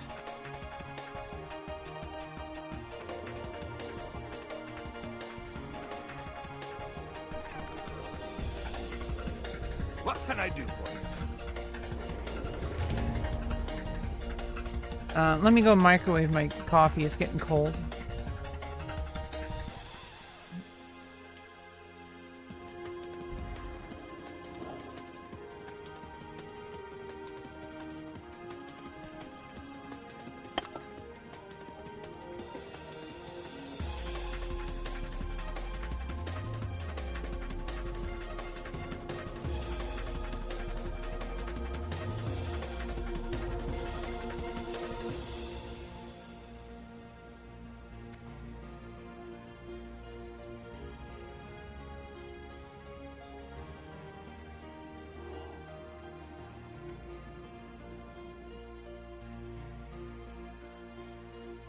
Bar spray?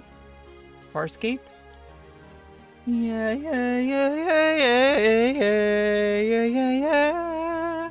Yeah, yeah, yeah, yeah, yeah, yeah, yeah. Yeah, yeah, yeah, yeah, yeah. Yeah, yeah,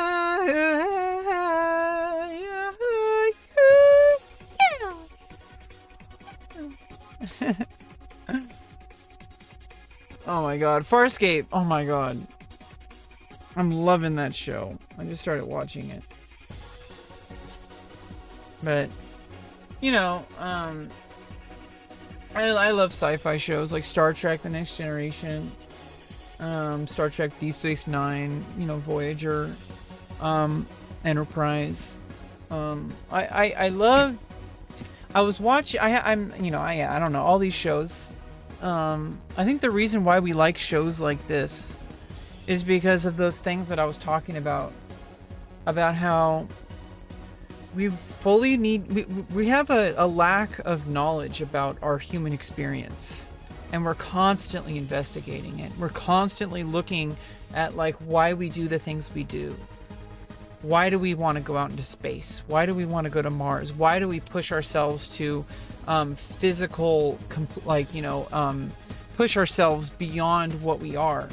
Why do we go out and work out? Why do we go running? Why do we swim? Why do we try to push ourselves? And I think that like this is why trans people are just a natural part of the human experience, because we see something that is incongruent with our experience as humans, and we want something better for ourselves. So I worked at it. I spent 5 years of my life, after 13 years of just kind of floating around and living in denial. I spent 5 years of dedicated effort to get started on hormones, do the legal name and gender change, start to get surgeries.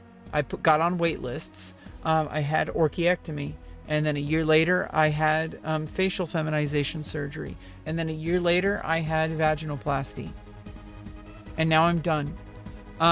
And so, like, I think the important part to remember is that at no time was I okay with not taking action. My entire identity hinged on me being able to keep fighting, keep pursuing these goals. And there's a fundamental evolutionary reason why. And people are so fixated on biology because they're limited in their thinking.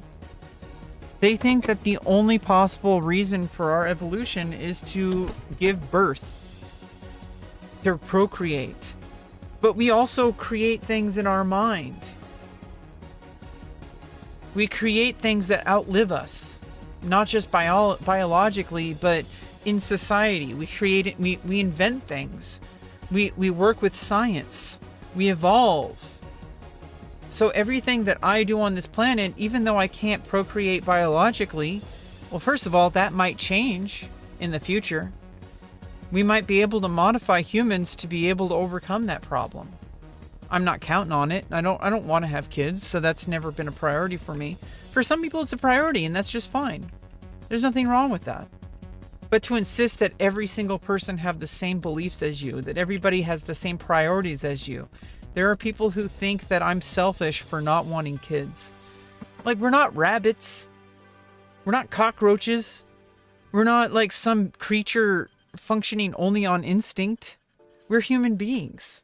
We modify ourselves. We modify our bodies. We modify our life. We are modifiers. We change things to match what our needs are.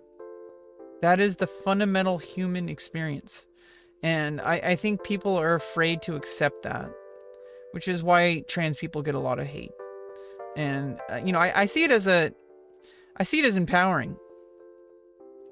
Because it means that I'm doing something right. Like, if I'm causing people to have existential crises just by existing, it might be uncomfortable for them, and it's a little uncomfortable for me, but it's getting better over time. That's why I got all my surgeries. It makes it less likely to happen. Most people are probably not even going to think about my gender, even if they know I'm trans. Like, they've already done the work to be confident in their own lives. They don't care what I'm doing. They shouldn't. I shouldn't care about other people either. Golden cum.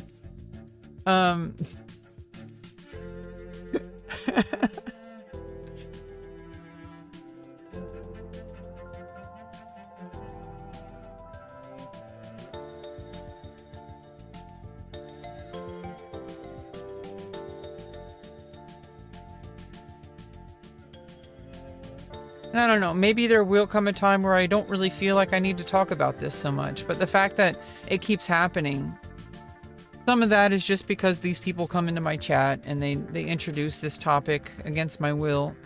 Whatever, that's their problem. But I think avoiding it is a choice, and I don't always want to make that choice. And people say, oh, just ignore them, just block them. Like, yeah, I'm going to do that. But I'm also, there's a reason. I feel like there's something that can be gained from it. And if it's so preoccupied in my mind, there must be a reason. And I have to make at a certain point, I have to make decisions. Like, do I want to spend my time and energy on this? Sometimes the answer is yes.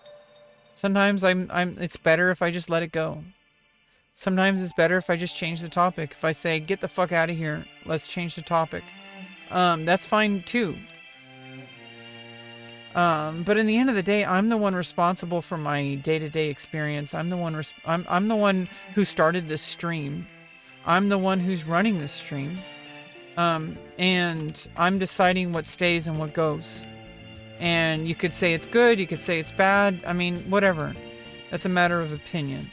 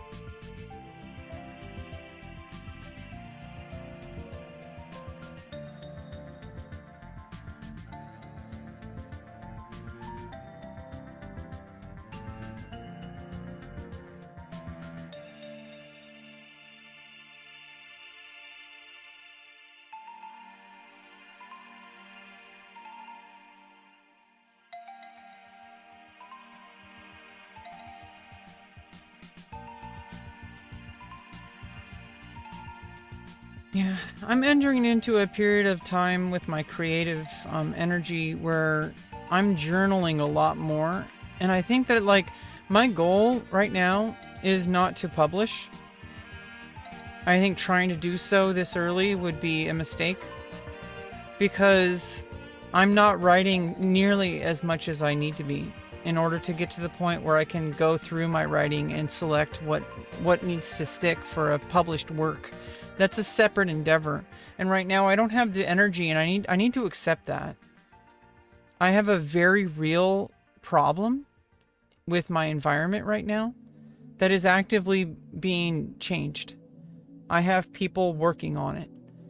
I'm going to hear back from them pretty soon. If not next week, then the week after. As soon as things start to move forward, things will start moving forward. And when it happens, it's probably going to happen faster than I realize.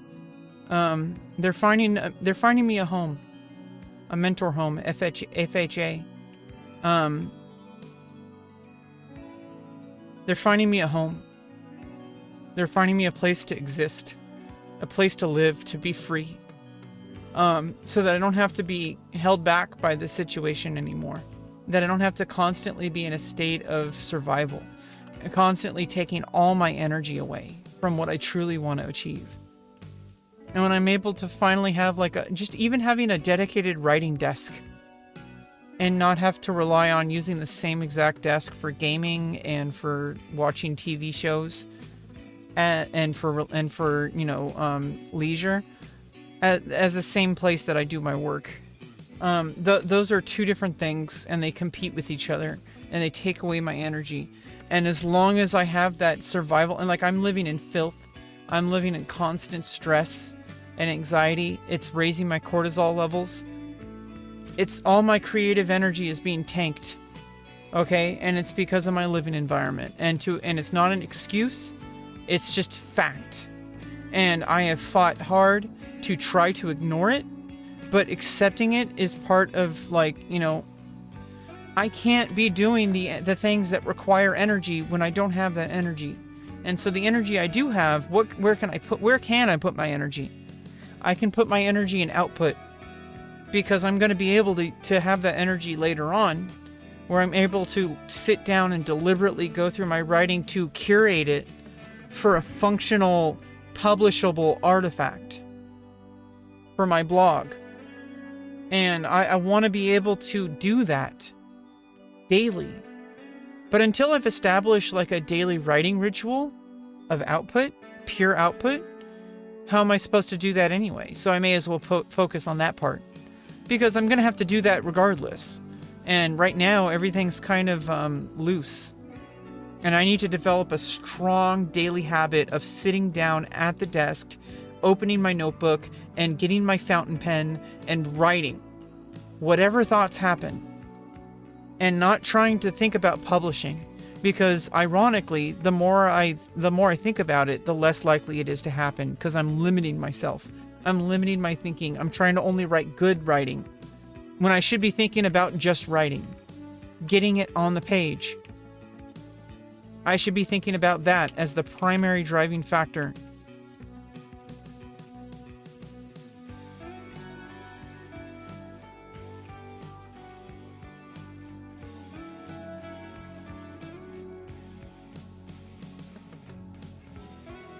Nice.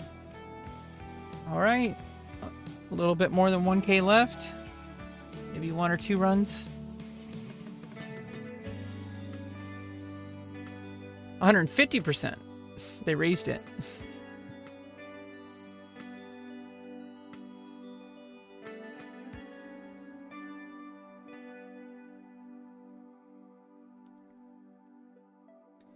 Yeah, honestly, interestingly enough, World of Warcraft, it's like the developers, it's part of the game. That the community comes together and says, we're not getting enough honor. And enough people fight. And the devs respond. And people say, why should we have to do that? It's like, that's part of the game. Like, that is the meta of the game. Like, people come together as a community. And they say, this is what we need. This is why we have Classic at all. And why Classic Plus is most likely going to happen. Because the community comes together and says, this is what we want. We're the ones paying with our money. With our time. With our effort. This is what we want. And I think the developers are starting to get that.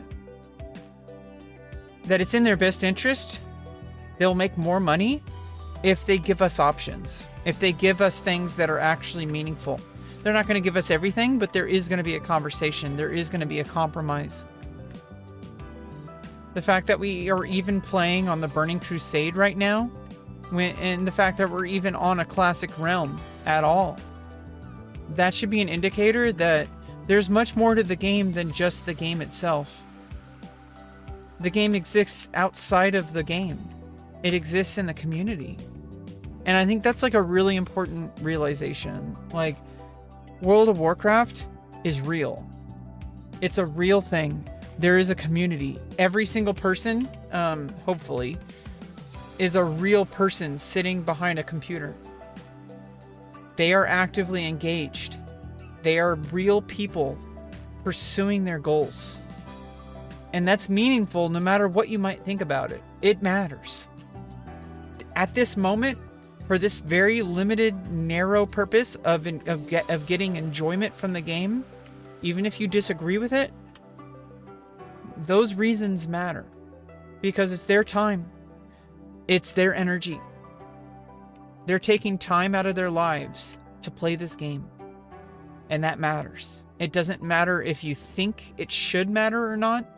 You can think they're losers. You can think they're wasting their time. That's not up to you. That's up to them. And honestly, I think it's even worse to care about what other people do with their time than it is to actually, quote unquote, waste time.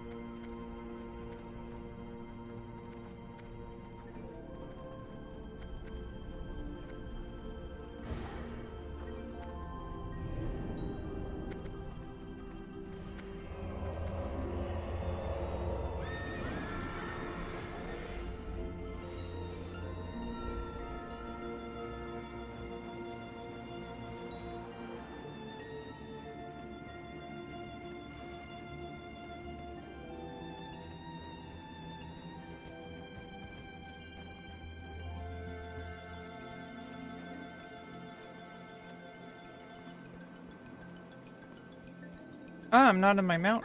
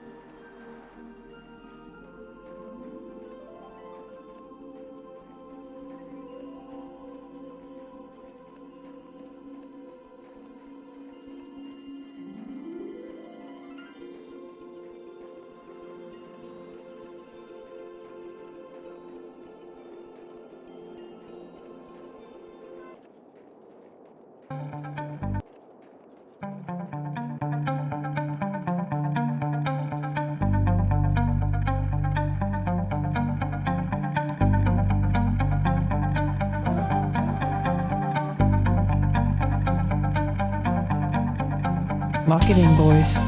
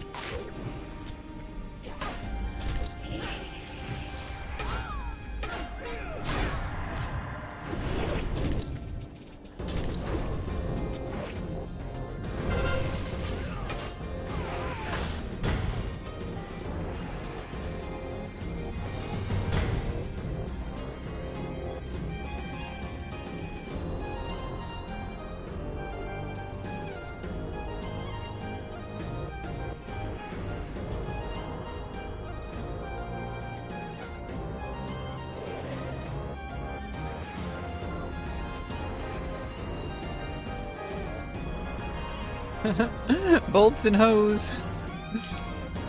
Cletus.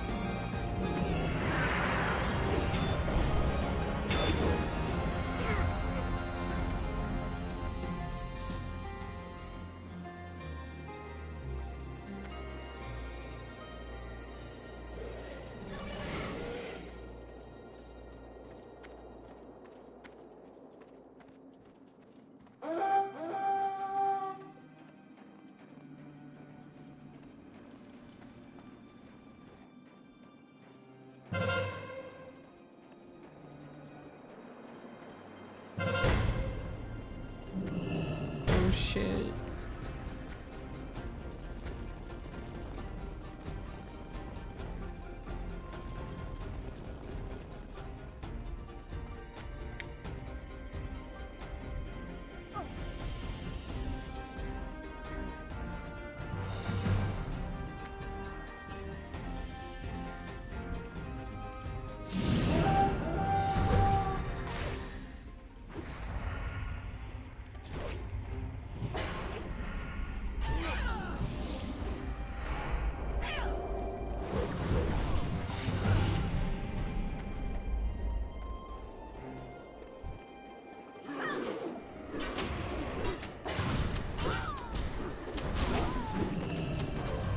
Alright.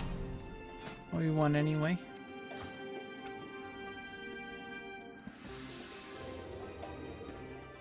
Yeah, like even like keeping a few members away from the objective is like delays the progress for them. So it's like, which makes it like gives us more time to obtain our objectives. Vegan.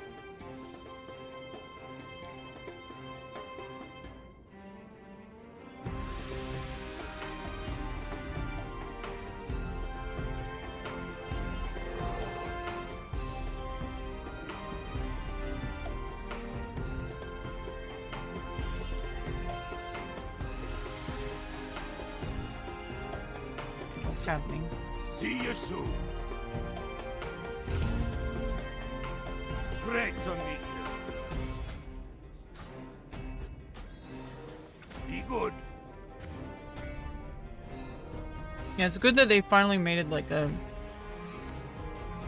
dedicated PvP room.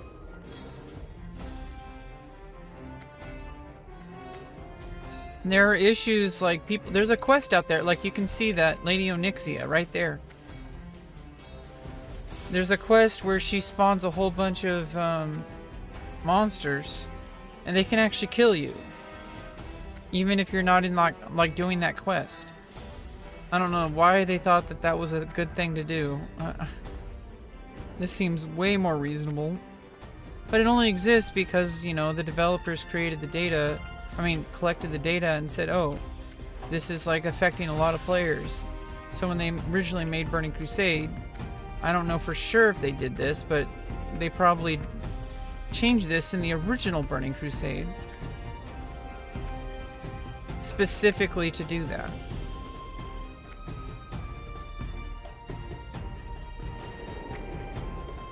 While Thrall was liberating his brethren in Lordaeron,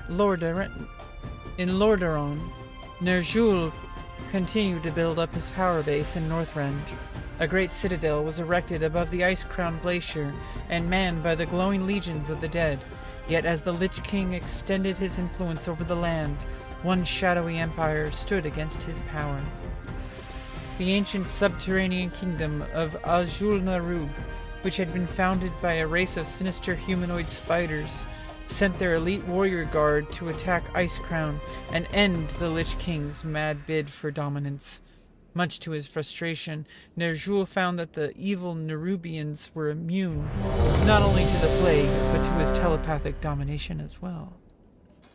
Oh shit, lore.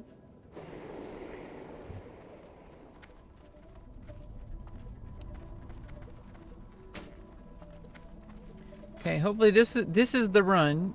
Hopefully, that will get us to our first epic weapon. We got 14.759k, okay? Are you a dude? Nope.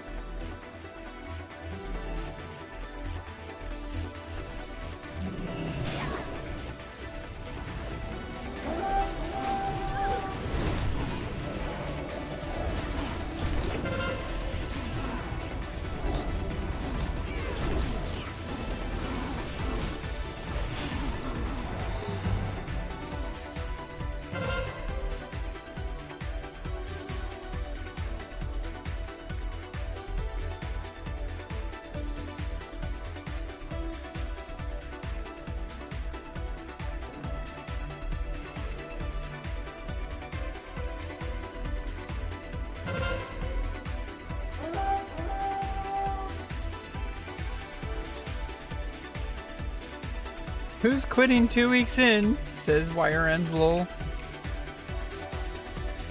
I'm playing the entire expansion. I'm also like gonna make sure to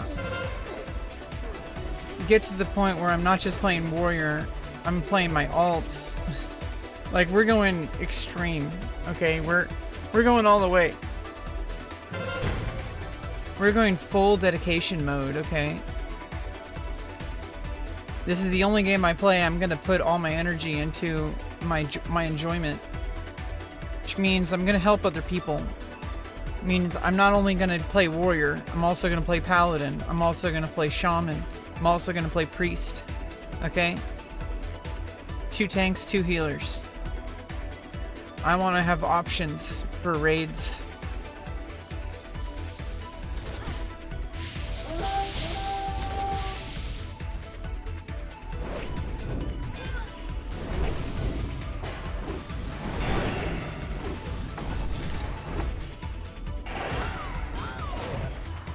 Nice, got him before he died.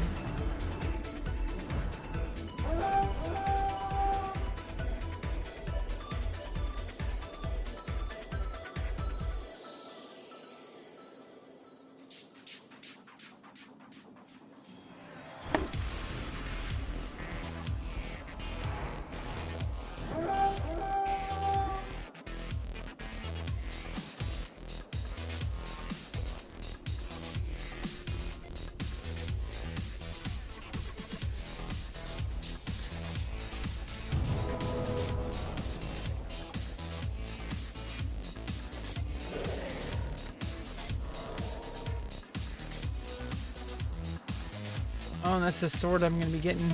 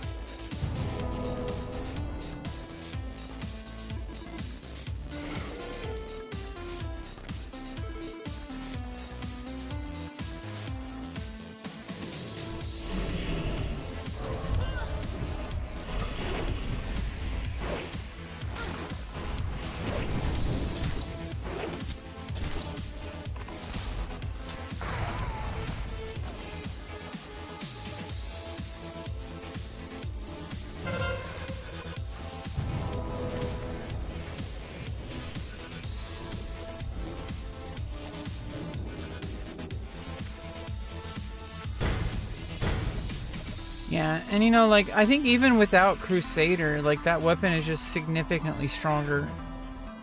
So I could go... I'm gonna go farm to go get Crusader as soon as I get it. Might be able to just farm, you know, humanoids, but, or actually, no, I think it might even be better if I farm skinning. Or I don't know.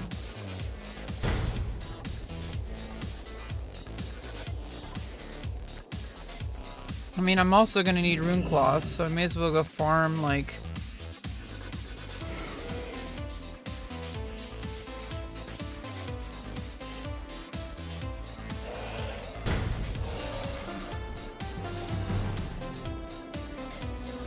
Go farm plague lands.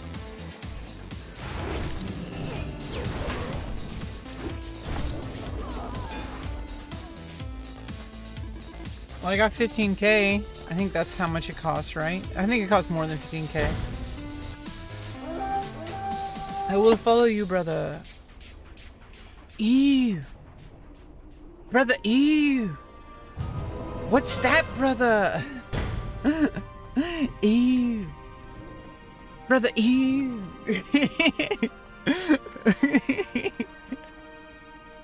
What's that, brother? What's that? Brother, ew. Ew. Brother, ew. Why are you gay? How are you gay? Okay, well that sucked. I have enough for my weapon though, right? 15k? Hopefully I don't need more. Cause I'm running.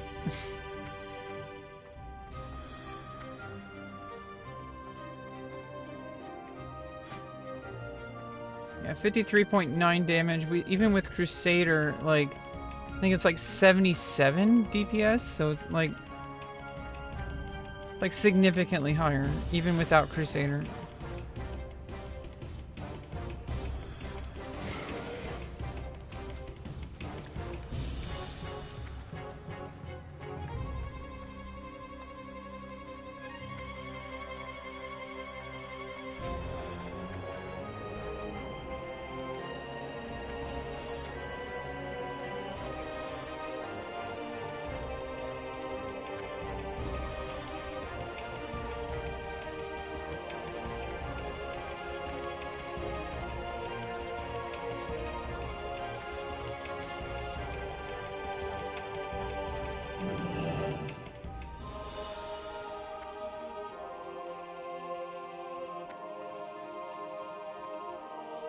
I paid you. 15 point. Oh, I need 870. Oh man. I'm done. I need more. Need more. Alright, Need at then. least like probably one more run.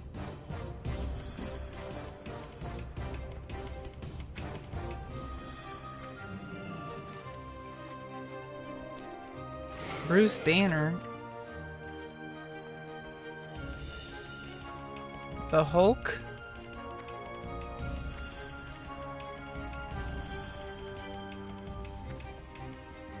Ah, yeah, stretching that neck. Nightslayer. True. All that layering. This isn't Nightslayer, this is Nightslayer. Praying for you. Aw. Thank you for the prayers. Thank you so much. Super toasty. People have funny names, man. Mohitard. Mojito. Mimosas.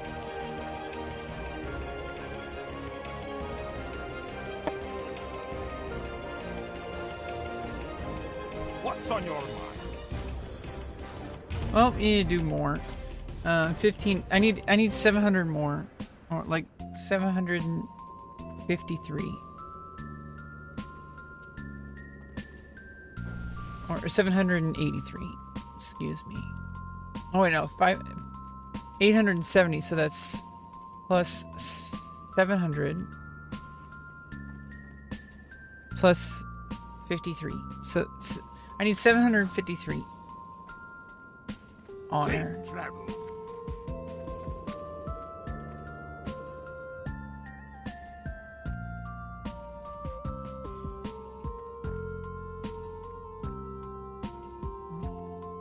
I think I need to update my add-ons.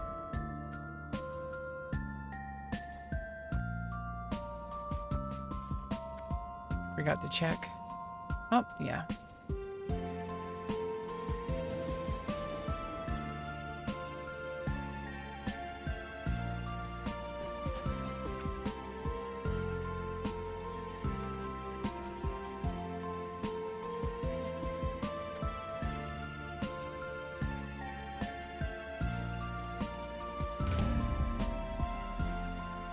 Whoa.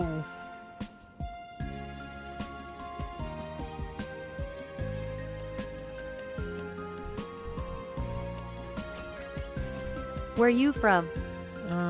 I'm from California. I'm in the San Francisco Bay Area game show. How are you doing this morning? I hope you're doing okay. Hope you're having a great morning. I'm having my coffee, warming up some honor, just like everyone else.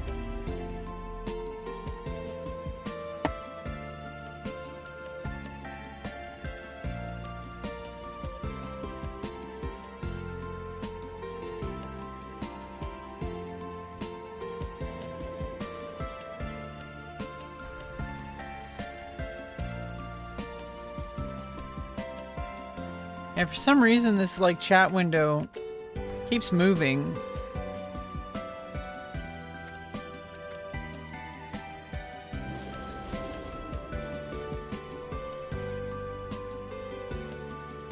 Looks like Nightslayer realm. Yep, we're in Nightslayer, playing the Burning Crusade on the Anniversary Realm. Nightslayer. And I am trying to upgrade this abominable weapon, Ice Barb Spear. It's a great weapon. It served me well, but we are about 763 XP, I mean honor away from getting our new weapon. The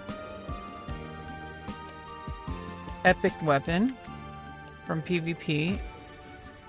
Getting my two-hand sword. I also need to like skill up.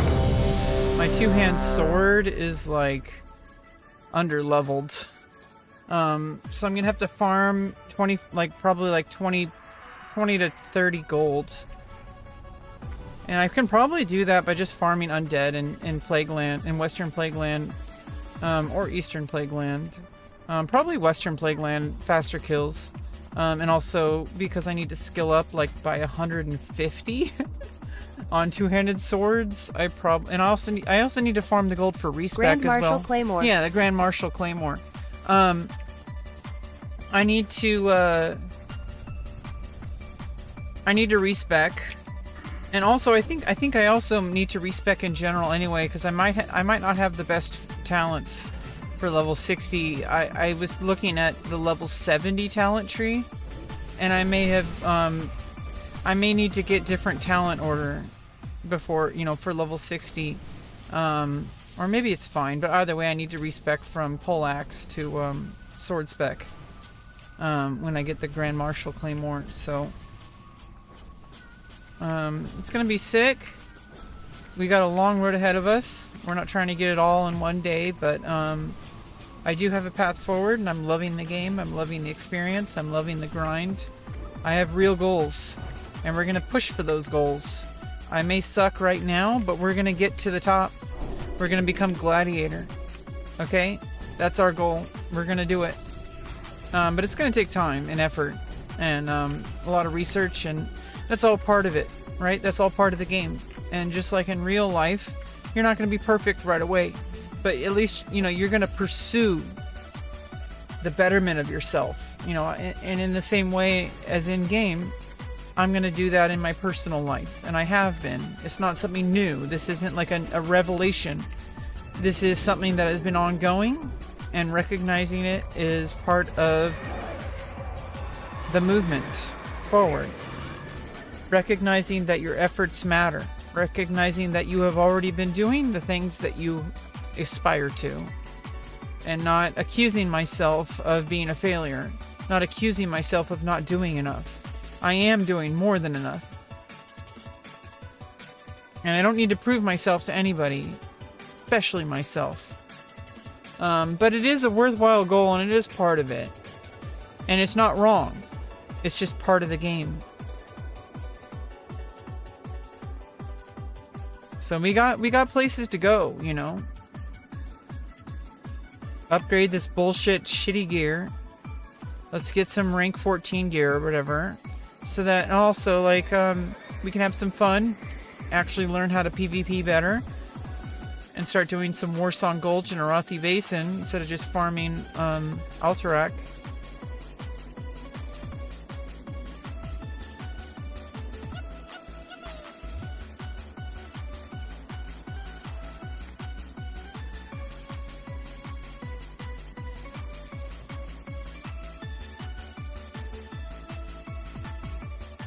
With the gear, I can actually like have a chance with like Warsong Gulch and stuff. And also, I'm not doing too well here in Alterac Valley either. Not without the gear. Like, yeah, I need to actually learn how to play, but I'm not going to be able to do that if I don't have the gear. The gear is like the bare minimum of entry. Like, you know, to be able to learn how to play. Without the gear, I'm gonna die too fast, and I'm not gonna learn how to actually play. There's no competition. It's just It's just dying. That's not playing, that's just dying.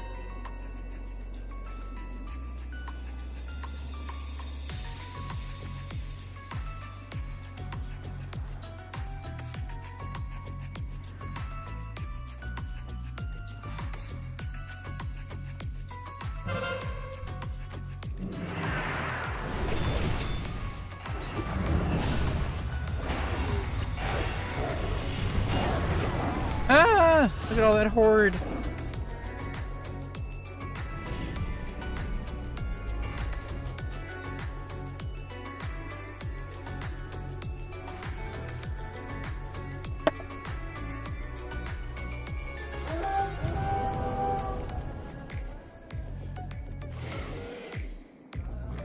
Okay, we can get that bunker.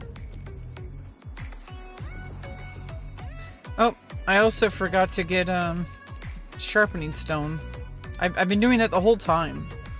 For like the past 2.5 hours, I've forgotten to get the sharpening stone. I said I was gonna get it 2.5 hours ago. We've been farming without sharpening stone.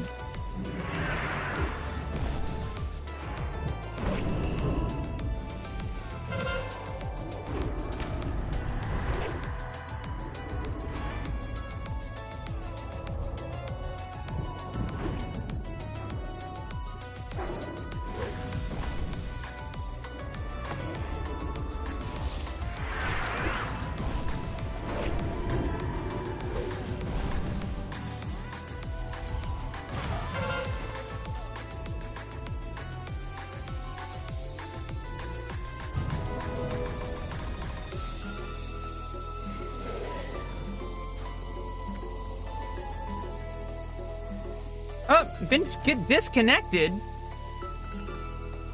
What's going on? Wait, is the server is the maintenance happening? Oh no, the maintenance.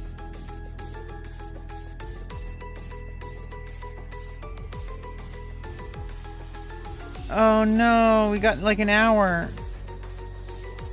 Well, that sucks. Well, I guess that that happened. Yeah. Well, it's okay.